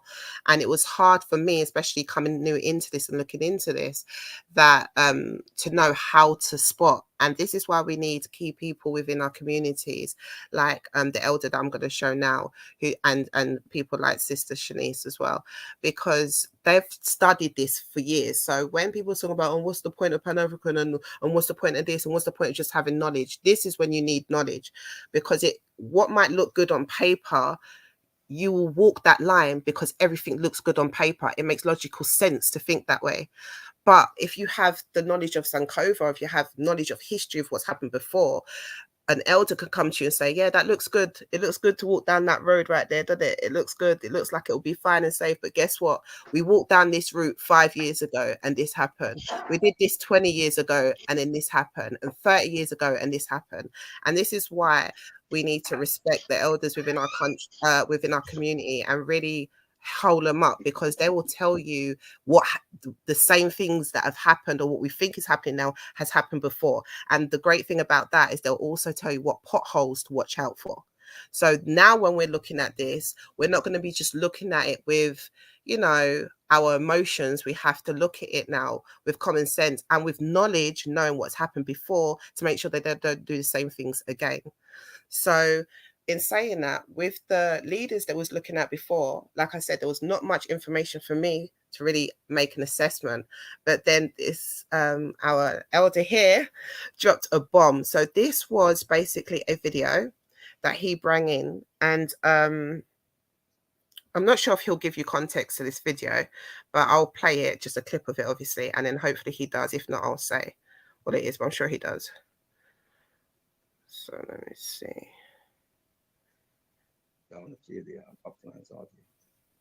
Oh, I should make it big as well. Okay, this is the page that's taken us to states. Now, this is an important video that brothers and sisters to see.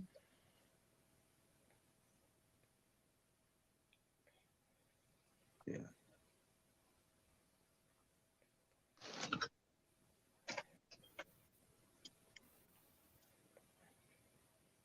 Recognized General Florida, Mr. Gates, 5 minutes. General Langley, I have constituents. Can you hear it, sis? yeah.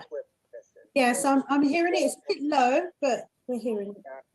As the United States military trained and equipped. Congressman, I don't have that figure. I can get that figure for you. Ballpark, just, you know, how many? Congressman, it would be a wild guess. Right? Seems like something we should know, right? Over the years, we have trained a substantial number, especially in the Gulf of Guinea states. But like more than 10,000? It is more than 10,000. More than 50,000? I'll say we're reaching around 50,000 at least. And what percentage of the people we've trained end up participating in insurrections or coups against their own government? Very small number, Congressman. Very small number. So what percentage do you think? I'd say probably less than 1%. But it does have. The IMAC program is enforced, and we push a significant number to our schools across the. Yeah, and what data sets do you track to arrive at the conclusion that less than 1% of the roughly 50,000 that we've trained have participated in coups? So it'd be like about 500, about 1% of 50,000. Congressman, you may have that information. I don't at this time. Well, I know there's some, right? Like go ahead and throw up that. So just to pause it there, you could hear that he's addressing him as a congressman, and he's asked him how many people. So let's just try and get those figures, right? Because remember, this man, he's a leader as well, that he's talking to some sort of armed field. I think it was AFRICOM, and he was the leader of AFRICOM, this guy here, this black individual here talking, and he's talking to a congressman, and these are figures that you'd think you would know, right, of an armed service. So I know it's quite low, but just try and listen for me for this, family, because this is just so telling. Congressman, it would be a wild guess. Right? Seems like something we should know, right? Over the years, we have trained a substantial number, especially in the Gulf of Guinea states. But like more than 10,000? It is more than 10,000. More than 50,000? I'll say we're reaching around 50,000 at least. And what percentage of the people we've trained end up participating in insurrections or coups against their own government? Very small number, Congressman. Very small number. So what percentage do you think? I'd say probably less than 1%. But it does have. The IMAC program is enforced, and we push a significant number to our schools across the. Yeah, and what data sets do you track to arrive at the conclusion that less than 1% of the roughly 50,000 that we've trained have participated in coups? So it'd be like about 500, about 1% of 50,000. Congressman, you may have that information. I don't at this time. Well, I know there. So the congressman just asked him, okay, we're paying for our soldiers to go out and train these African soldiers on African grounds. How many people? I don't know. About 10,000. 10,000? No, maybe a bit more. About 50,000. About 50,000. They don't even know how many they have them there, right? Quote unquote. Then he's like, okay, cool. So we've got about 50,000 going out there. How many of those 50,000 African trained, US trained soldiers have then engaged in a coup, right? And remember what we was talking about last week.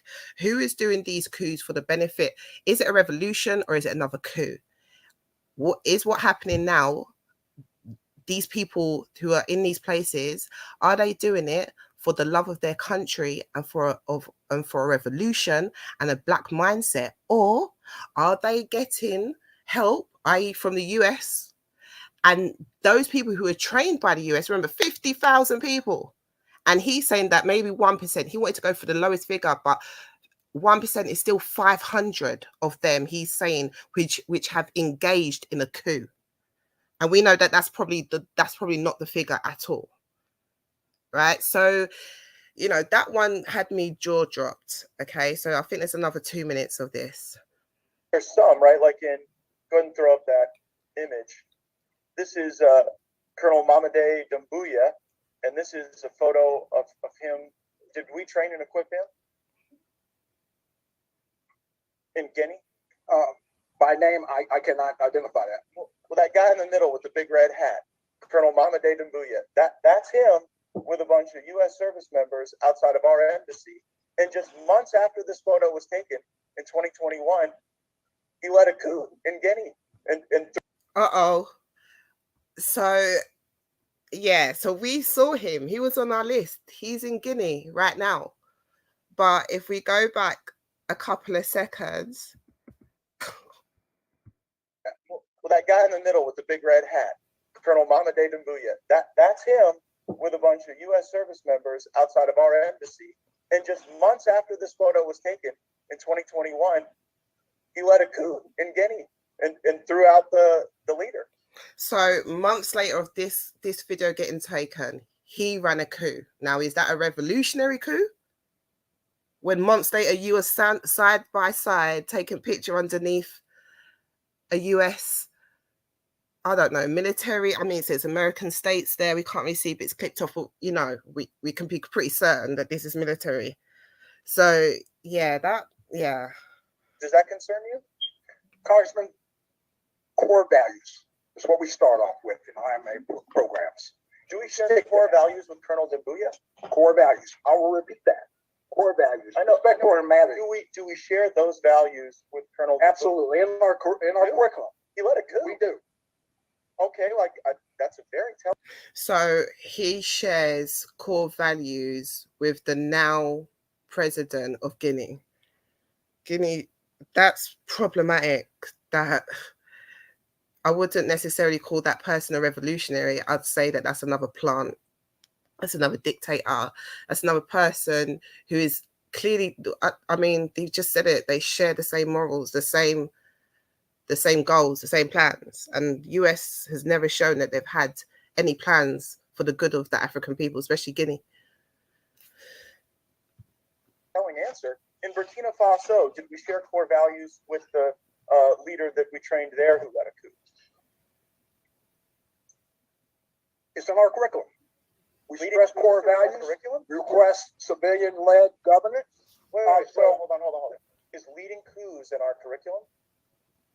Absolutely not. So civilian-led. The question is, do we share core values with the coup leader in Burkina Faso, who we trained? Holistically, we teach core values with respect for civilian governance, apolitical, and that's what sticks across a very high percentage in the 90 not everybody, right?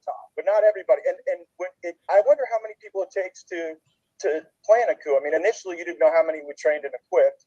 Then you said it was 1%. You had no basis for that 1% number because there's no data set you track. Mr. Chairman, I seek unanimous consent to enter into the record. Another U.S. trained soldier stages a coup in West Africa by the Intercept. Without objection, so. And I further seek unanimous consent to enter into the record. U.S. forces trained the Guinean colonel behind the recent coup in West African country. This is regard to Guinea. Without objection, so. So I guess the question is, why should U.S. taxpayers be paying to train people who then lead coups in Africa?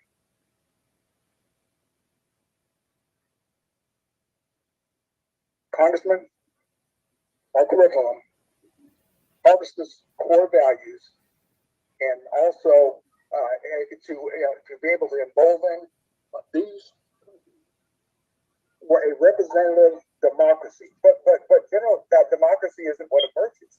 The problem is, I know you may have great confidence in what you're teaching, but when two governments have been overthrown, I guess how many governments have to be overthrown by people we train before you sort of get the message that our core values might not be sticking with everyone? Is it 5 countries? 10? We'll continue. Okay, I'm going to leave it there, family. But like I said, I'll definitely go into the Sister Shanice show and watch this. It's only a day or 2 days ago. A revolutionary analyst of the coups in West Africa. But back onto this, and that was the Sister Shanice show. And trust me, this is just a little bit. And this is what I'm saying about going to people who have been watching this for ages and are sourcing, and because I'm not going to see this on a BBC. So you're going to have to go to people who have the interest of us to see things like this. I did notice there that those were 2 countries that I've been looking at, especially Burkina Faso got mentioned as well. And Ibrahim Toure is one of the ones that, we normally see. He's let me stop sharing, see if I can get to where we was before. Here we were. So I don't know, is my slide still up, bro?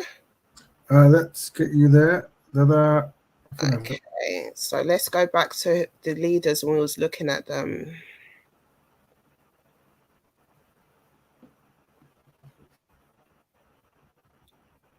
Sorry, family. Okay, so this was the guy that we first heard about in Guinea. So we was looking at this last week, wasn't we? And we saw the wife and was a bit suspect with the history that we looked at anyways. We knew that she was a head of an elite French police. And we didn't know much about him, but he has in his past pled allegiance to France, and he's very all about the French and not really about his own people, Guinea. Clearly, look who he's taken as a wife. And then on top of that, we've just seen now reports of this happening in courts in the US, and them saying that he was there a couple of months ago taking pictures in the US, and now he's there doing a coup night. Is this guy doing it for us? Does he have our intention at heart? I don't know. I mean, I know, but we're going to wait and see. Yeah, because I'm still trying to be positive with this, because another leader that we heard about as well was this guy, Ibrahim Toure. And this is one of the ones that I still, I don't know. I gotta be honest with you, family. It's honest time. I don't know, honestly, after seeing that, because we've got to remember with West Africa as well. Feel free if anyone wants to come in here as well, because I know that's a lot what I just said. I do. Yeah, go ahead. Good evening. Sorry if I sound a bit rough. Is it? I can't see your name. Sorry. Razor. Hi, Razor. How you doing, mate? Yeah, so I kind of got up not too long ago, but anyway, I'll go straight to the point. Some of these leaders that I see right here, yeah, is in alignment with someone like the guy from the Ukraine. Please forgive me for what I'm about to say, but a lot of this is very performative. When I saw the leader of Burkina Faso, I shook my head. And maybe I'm biased because he has a white woman. I don't know. I don't care. The same thing with Ibrahim. You're talking about having nuclear power. Nuclear power what, bro? Like, what about the infrastructure of your country? Like a lot of these countries, the infrastructure is terrible. Has it been growing over the last 2 decades? For sure. There's a consciousness in regards to your infrastructure and what you should do for some of the major cities and ports, especially the ports.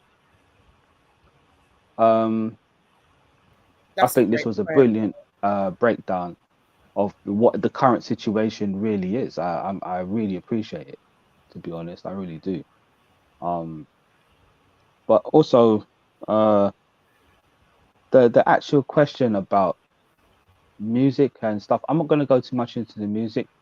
I will say this though, and I can only say this as far as like hip hop is concerned.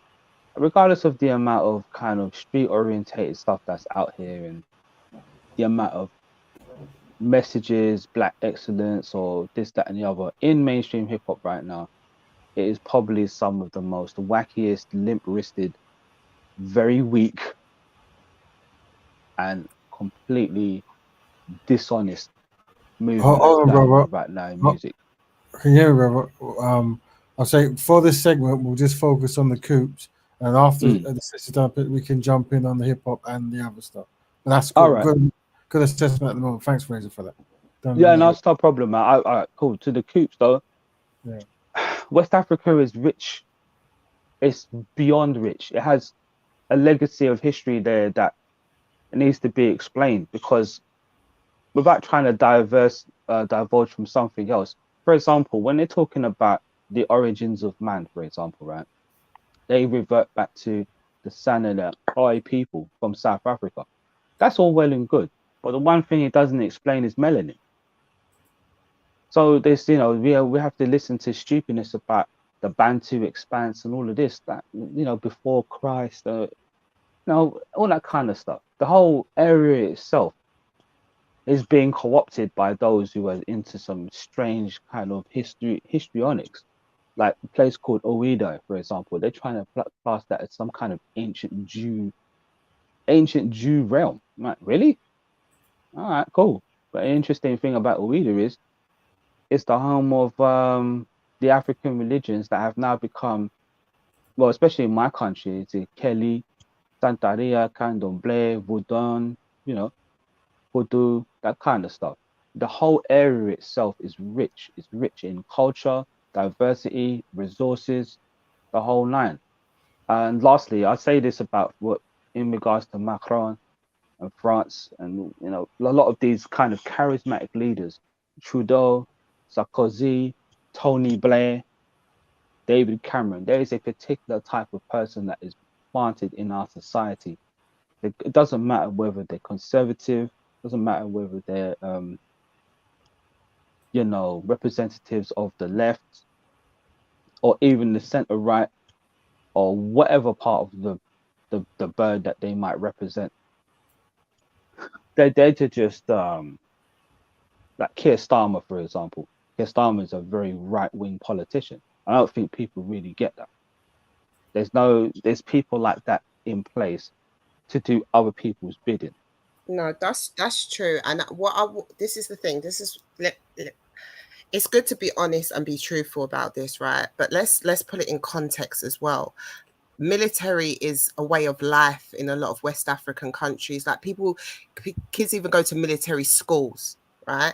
And if you've had France in your country for that long, or if you had US in your country for that long running your military, you are going to grow up with that. And the show that I just showed you, and the brother, the leader that was talking to us on that, he was saying some great things, like, a lot of the, like, he was naming like Kwame and I think Nkrumah and someone else. And, they all studied under these same kind of regimes, but they may have had one teacher. It took one teacher that on the side, while they were teaching what they were supposed to teach, they taught in a black African-centric way or a Pan-African way, and it just sparked him to look deeper because of that one teacher. So that even though I'm showing you the truth that US has had their hands around these leaders, they would have had their hands around these leaders from birth anyways, right? They're in their country. That's the whole point of this, right? Right. That doesn't go to say though that they're not fed up as well, right? Because you can either go two ways about living under that kind of pressure, right? You either just say, okay, do you know what? I'm all France, forget it. I'm just going to get what I can get. That's all it is in Africa. We just got everyone's for themselves. Or you're just sick of it. Because, and correct me if I'm wrong, but I think Sankara actually, he came into power by doing a coup. That's So correct. No, It was. Yeah. So Came in there. He's part of the Thomas Sankara was part of the military. who was that? I can't see the names. What Musa. brother? Thank you so Musa. much. Thank you, Brother Musa. So I'm just saying that it's okay for us to see the facts. We need to start seeing things as facts, but also have an open mind, is what I'm saying. I'm not saying that this don't look booky, but I'm also saying there's I was going to say, you got a problem with, or what's your concern with the person I'm looking at right now, Ibrahim Traore? Yeah, but what Ibrahim Traore was the one that I was really happy about, excited about the most, right? But I don't know if you heard the video that I played. It was the Guinea leader, and also they mentioned the new, the recent coup in Burkina Faso. And if you look at the date of that video, it was March 2023. So he's referring to Ibrahim Traore. So when he was saying all of that stuff, he was saying, he wasn't just saying that that the US has gone in and trained. You know, when he was saying it's 50,000 African soldiers that they've trained, and he tried to give a low percentage of 1% of those, which would be 500 of those African soldiers normally go into coups, which is rubbish. It's way more, right? He mentioned that the president in Guinea and this president here, Ibrahim Traore, were amongst those people that have been trained. But like I said, this is like we know within the culture, most people have. So that I'm just saying it looks techie, but look at what has happened since though. So and this is why it's good to go to these other sources. So again, Sister Shanice digs deeper in that, but we understand that the main anger is around the coup, but their main anger as well is about the Islamic terrorism that they've faced on there. And what they're coming to find out in regards with the French is that what they're realizing, and I've got a clip here that I'll show that will say it's literally a 1-minute clip. And it's going to give out something that's very, again, jaw-dropping figures. So just bear with me and I'll get this brother up as well. But I think that, you know, people are just then the people of the land are not stupid and they know exactly who's doing it. So here we go. So let me see if I've got to share screen again. Do I, bro? Am I already sharing screen? I'm just I've got to share checking. screen again. Have you put which one you want there? Yeah, 1 sec.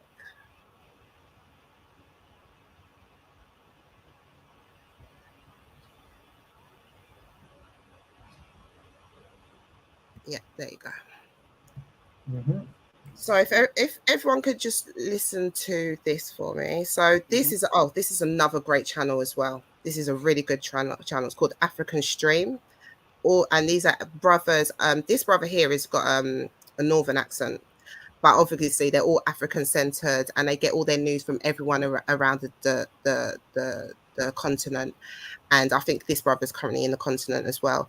And they do some great things covering Africa. Like they really break it down. They've even been brought, this brother here has been brought into other shows to actually talk on Africa. So they're doing great. So definitely go and support them. It's called African Stream.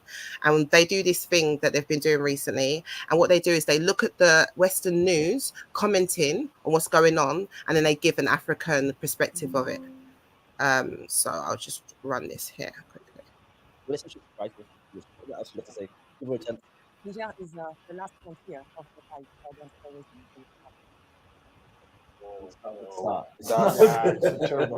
Your last frontier. Okay, this just shows how out of touch we are. I mean, for anyone in the Sahel, when you think of last frontier, are you considering Nigeria, which is suffering from Boko Haram attacks consistently, day by day? Burkina Faso, you get reports of militaries, the military getting killed day by day, civilians getting killed day by day.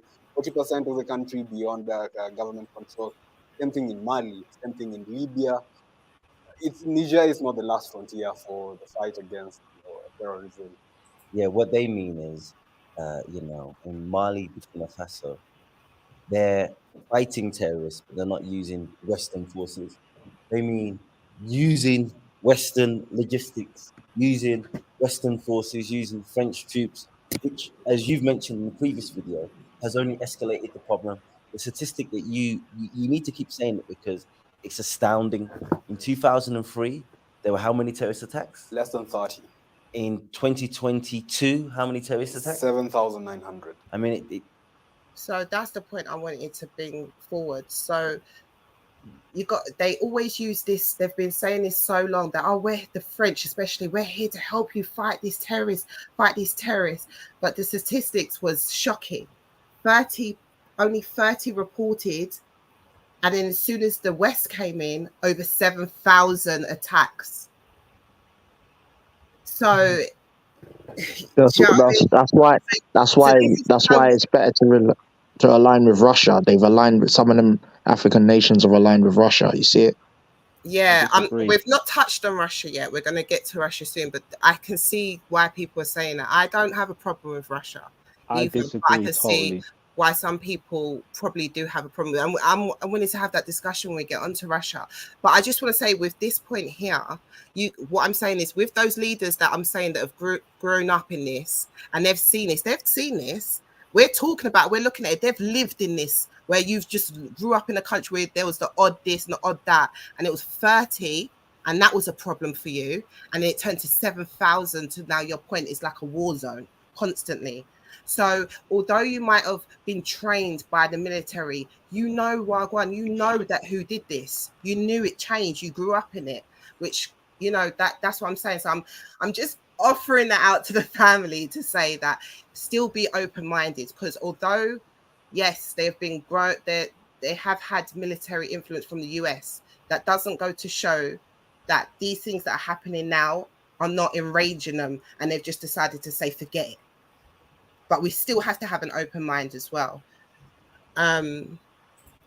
Sorry, brother, did you want to finish off what you was going to say? No, I was just gonna say, yeah, just gonna say, because you said you're gonna come to it later, so I'll just let you flow. Yeah, the Russia thing as well, because I just think it's very deep. So I just have to do more research on it, because I can see both people's arguments on Russia as well. So, but are you agreement of Russia? Yes, because you can't have it either way. They're gonna need, if you're gonna try and overthrow and impose an invading force that's stronger than you, you're gonna have to have similar strength to repel what's trying to dominate you. And if Africa didn't have assistance, Africa couldn't repel France by itself. France, Belgium, Britain, America. Africa can't do it by itself. Africa would need help from someone or something. Do you get my point? Definitely. I agree. Can I interject, please?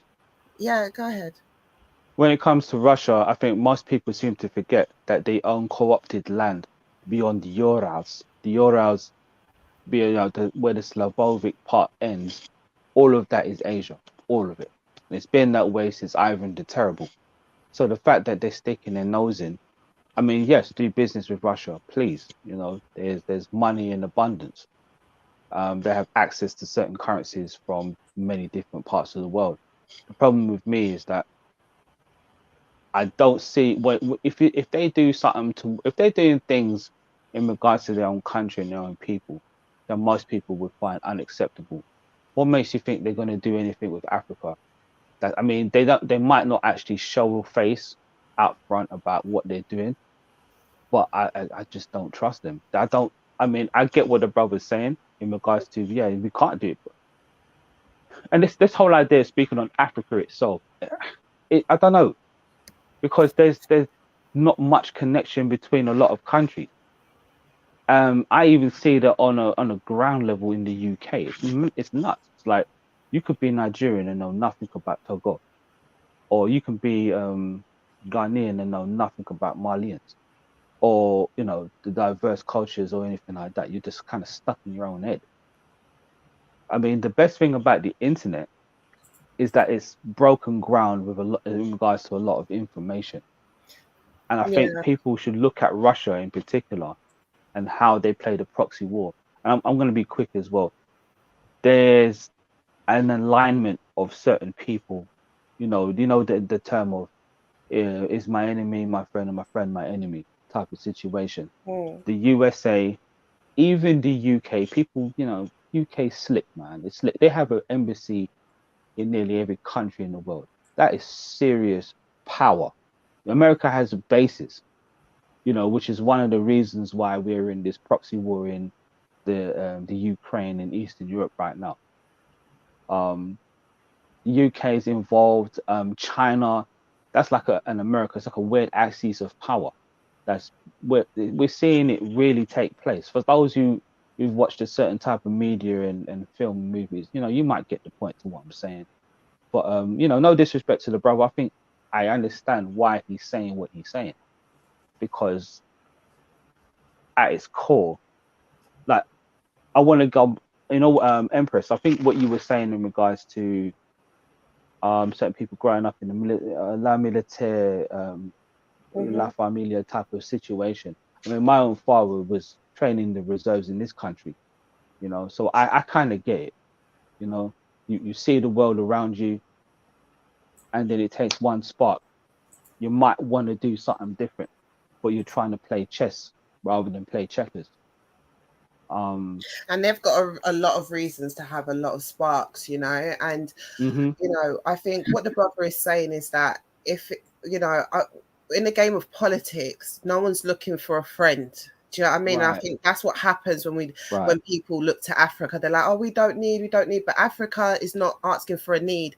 When you see things like BRICS and things like that, and even the G20 now begging for African countries to be a part of it because they were intimidated to what BRICS is now doing or what it presents, or the fact that now they're saying that they don't want anyone in their country. In fact, even if I play this bit here, you'll see that Africa's actually standing up for themselves. And I think when it comes to when you're a breadbasket and you know you've got the golden nugget, listen, I'll do business with anyone, but business on my terms. Do you understand? Come And to you that's skin and teeth, mate. yeah, so that's all it is when it comes to Russia. And I think that's what the brother is saying. It's just about time to just maybe have some new business partners, you know, because these ones don't seem to be playing fair. And no, they're not. Come to these ones with a better contract. Do you understand? So that's all it is. It's not about being friends. And I think that people always understand a different country when it comes to Africa, they act like Africa needs a friend, you know. So I just wanted to show here as well, just about, you know, what they're actually going through. This was quite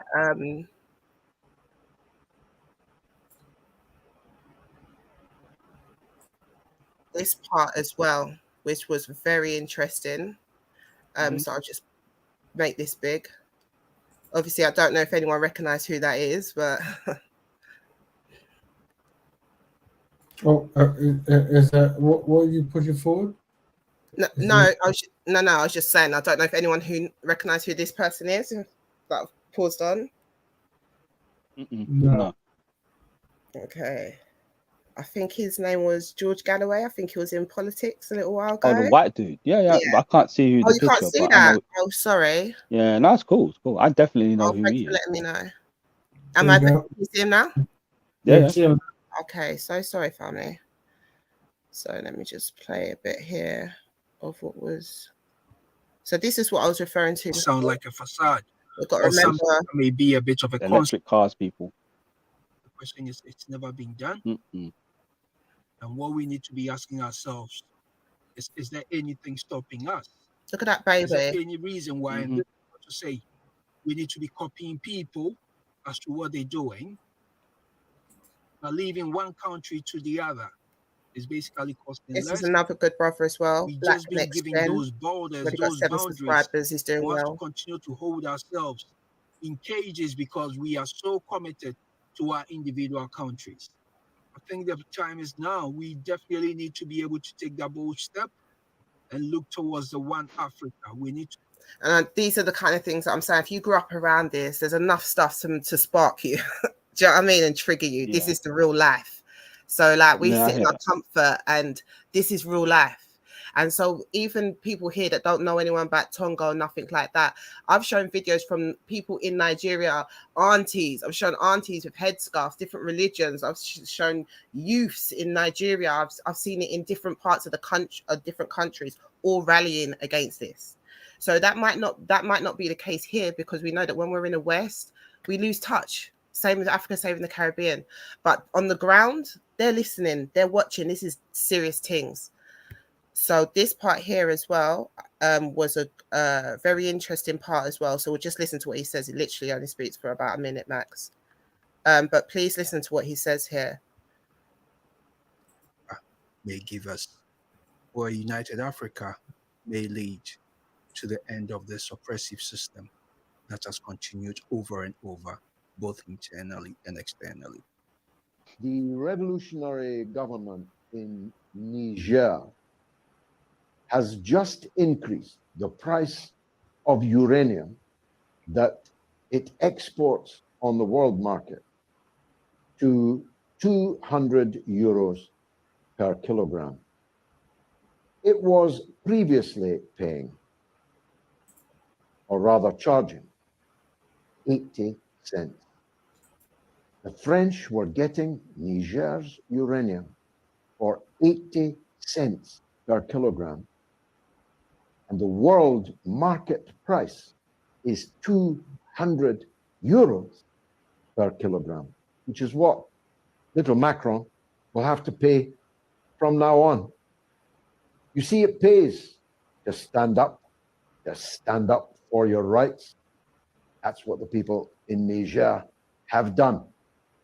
And if we look at the Right, so now France, instead of being paying 80 cents, will now have to pay 200 per unit. So there's big things happening now. So the last thing that I'll leave with, because I always like a bit of in-house beef, a bit of entertainment, is this one here. And this is the French, this is the Italian government leader talking about Macron, her neighbor, her people. Am I sharing the right one? Yeah. Okay. Oh, sorry. Hope the might have to. Oh no, it's playing. I thought I got Exchange are mightier than actual weapons. You'd be familiar with these two leaders. One, a nationalist prime minister whose coalition came to power with a thumping majority, and her no-nonsense approach making the European Union uncomfortable. And the other, leading the largest nation in the European Union, promising a new era. Macron finds himself cornered thanks to a mountain of challenges staring at him. The Macron versus Maloney exchange has now taken a turn that's just more than indirect jibes. But why are the two even fighting in the first place? Hello and welcome. I am Shubhangi Sharma, and you're watching First Post. Before we get into the details, let's look at Italy's Prime Minister Giorgia Meloni's latest remarks. Questo si chiama franco CFA. È la moneta coloniale che la Francia stampa per 14 nazioni africane, alle quali applica il signoraggio e in forza delle quali sfrutta le risorse di questa nazione. Giorgia Meloni says that France exploits the resources of African nations. That is some serious talk by Meloni, whose disdain for France and Emmanuel Macron is growing by the day. With the latest remark, Meloni has hit out at France for the exploitation of African nations. That too on live television. And she doesn't stop there. Her concluding statement will make the theme of this tussle very clear. Non è prendere gli africani e spostarli in Europa. La soluzione è liberare l'Africa da certi europei che la sfruttano e consentire a queste persone di vivere di quello che hanno. Meloni has made it clear that So I'll just stop it there and let you sort of look into it if you want to look into it. But I just think that that statement was just so I just think it was so it just will make the theme of this tussle very clear. Non è prendere gli africani e So the solution is not to take the Africans and bring them to Europe. spostarli in Europa. La soluzione è liberare The solution is to free African from certain Europeans who exploit it. l'Africa da certi europei che la sfruttano e consentire a queste persone And allow these people to live off what they have. di vivere di quello che hanno. Meloni has made it clear that There's more of them two catfighting publicly, but again, this is everyone's watching, so I just wanted to kind of leave it there. Sorry, Raven, it went over a bit, but if anyone wants any points to say on it, or if I have anything to say on it, that's cool. Yeah, Well done, well done, well done. Brothers, you want to comment? We give thanks to Sister Kushti for the presentation. Thank you, Sister Kushti. Thank you, Thanks. Empress. Bye. Especially with the Italian Prime Minister, she understands that in her own backyard, and I find it very interesting that she's become Prime Minister. She speaks with a lot of passion, but then again, a lot of people from Southern Europe do.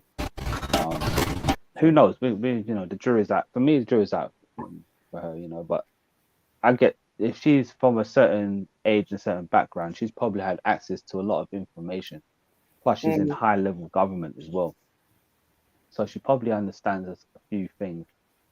But you got to remember as well that Italy is the first stop with the whole, the issue in Europe in regards to the migrants coming from Africa, North Africa. So it's like, and this is the problem, right? So what most of the countries that he's exploiting is driving this. So what she's saying is, if you weren't doing this, we wouldn't have this problem now, where I've got boats and boats full of immigrants landing on Italian shores. Mm-hmm. And that's why she's saying, and so, yeah, I'll definitely research that video and look into it, because it'll literally break it down to you to where it comes from. And this we is what I have the mean. same problem in regards to Calais and the UK. Like I said, with this chick, I get it. You know what I mean? I just don't think I just wanted to make clear, I don't think her interest, although she's talking like that, I don't think her interest is necessarily for the Africans. Her interest is that, same here. Yeah. Same here. I'm not really looking at it that way. I just find it very interesting, especially because a lot of things in Southern Europe, a lot of Southern Europeans might have migrated. They really have. There are a lot. I mean, especially if you work in certain sectors, a lot of them are Southern Europeans and certain from Eastern European countries. A lot of Italians, a lot of Portuguese, a lot of Spanish, a lot of even. I wouldn't say Greek migrants too much. It depends on the Greek, but Greeks. I never looked at Greeks as Europeans anyway. But yeah, she's an interesting person, and I'd like to see what happens in regards, because I studied Italian in school, and being a book smart person, I delved deep into the history, and through whatever reason, different aspects and that. But she's not wrong, but I'm just kind of looking at what she said. Anyone can make a strong statement. I can make a strong statement. Doesn't mean I believe in what I say, but I'll leave it there.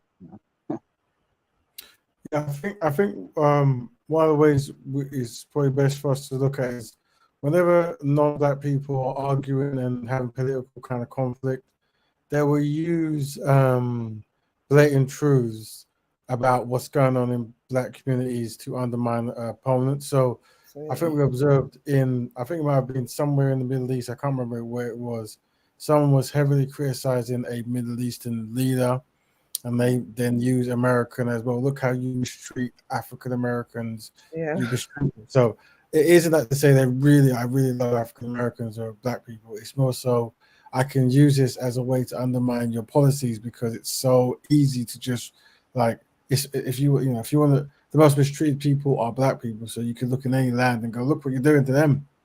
I mean, I think I watched a documentary about Diego Maradona, and he even mentioned Africa being abused as a metaphor. So it was like it's very easy to just pull this up, and who's doing it. Yeah, because Diego Maradona is from one of the whitest countries in the whole of South America. But when you look at him in the racial and cultural hierarchy of their country, he literally is at the lowest of the low. It's funny you should say that, because I watched because I watched the documentary, and in the documentary they refer to him as a black person in one of the scenes, as in I can't believe a young black person from Argentina made it to the top. I was like, wow, that's crazy. I think because Argentina has spent so long whitewashing black people that's the closest they have in their mind to a black person. It was very interesting. What's it called, bro? Something Ham Redemption. Yeah, Ham's Redemption. So guys, Google Ham's Redemption. It'll explain what happened to Argentina and why there is so little black presence there, if any, and that's what is going on in Brazil, and potentially it is what might be going on in the UK at the moment, at least when it comes to economics. Yeah. So, family, what is we give thanks there. We've come to the end of the show, but I did give one competition, see if anyone's done it, and that is unfortunately, Brother Drake has written a very terrible lyric where he says, "You got my mind in a terrible place, whipped and chained you like American slave." I asked, "Have you guys written anything?" Well, here's one I prepared earlier that he could have said. Let's see if I've got it. Well, all right. Black love I need, we clearly can save. It must be free like the American slave. There you go. So he could have said that, something similar to that, and it wouldn't have caused any problems. So in the future times, what we will be doing the exercises, we'll be taking these terrible lyrics that undermine black progress and seeing if we want to blackify them and make them work in the collective interest of black people, just for exercises, just so we can get that concept going. Right? How do we change these lyrics that take us backwards and make it take us forwards? You see, isn't that hard? He could have done that, but who knows? Maybe there's another ghostwriter. I don't know. Okay. Family. Maybe he did. Maybe he didn't even write that. Well, it's interesting because next week we're going to cover the sister who says terrible things about black people, but they wanted to use her as the face of harsh criticisms towards black culture, but having a white ghostwriter, and this is for the Daily Mail. So I'm going to be doing that. Name is. So remind me who this is, Raven. So we can all do some research for it. Okay, so I'm going to say 2 words, and you might spot. So basically, there's 2 light-skinned sisters who always seem to be on TV talking against black progress. One is, I think, half Pakistani, half Jamaican, or half Barbados, and Lynn May. Yeah. And she's got another friend who I can't remember her name, but she's always on like. My friend actually gave me that. Let me check. Was she in Black in UK as well? She might have been. Let me just. I've got it here. Hold on. BOMB. DS1, right? Oh, it's not the Trump one, is it? Dominic Samuels. Is that Dominic Samuels? Like that? Yeah. I did an article where apparently wow. It must have been really bad if she said she can't even do that.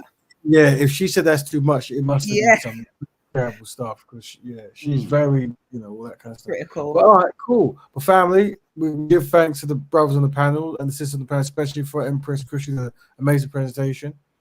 Would you guys like to give your last thoughts before you leave? I'll just say thanks for giving me the space and time to do it, and thanks for everybody's participation on it. And it was really good topics, and I'm looking forward to the one next week as well. Yeah, good. So you first, brother, please. Yeah, I was going to say good presentation, Sister Bushdi, and Black Betterment to everyone. God bless. Yeah, brother Cal, I didn't know if you were still there. I was listening up for your input. Nah, because I understood in it there's limitation of the show, so I just wanted you to kind of present without too much talking, because we've only got limited time, haven't we? You know what I mean? So, but we got there. Big up, bro. Yeah, forever late on the show as I always am. I really appreciated this whole presentation. I was trying to ask Raven what would the point of topic next time you come up on the show. But the hip hop thing for me is, I think when we talk about hip hop, there seems to be an energy that we get bogged down in, and realistically, I don't think it should be that way. In regards to how you apply that to life itself. That's how I normally see things. That in my life, I apply the whole seeing things from a worldly perspective. It might be kind of psychologically dense, intense to break down, but it depends on the person, I guess. But other than that, this has been a great show, and see you next time.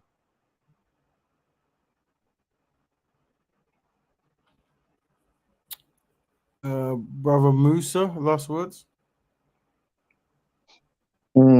Yeah, just always. Yeah, it's a good show.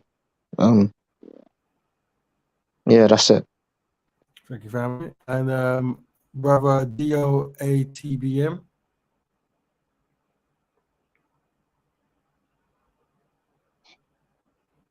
Maybe brother's busy. Sister Empress Kush, any last words? I already did mine. I was first. Oh, you were first. All right, family. Well, until next week, everyone. Black Betterment. Hope to see you next week, everyone. You have a good time. Black Betterment. See you later. You can see you, sister. See you guys.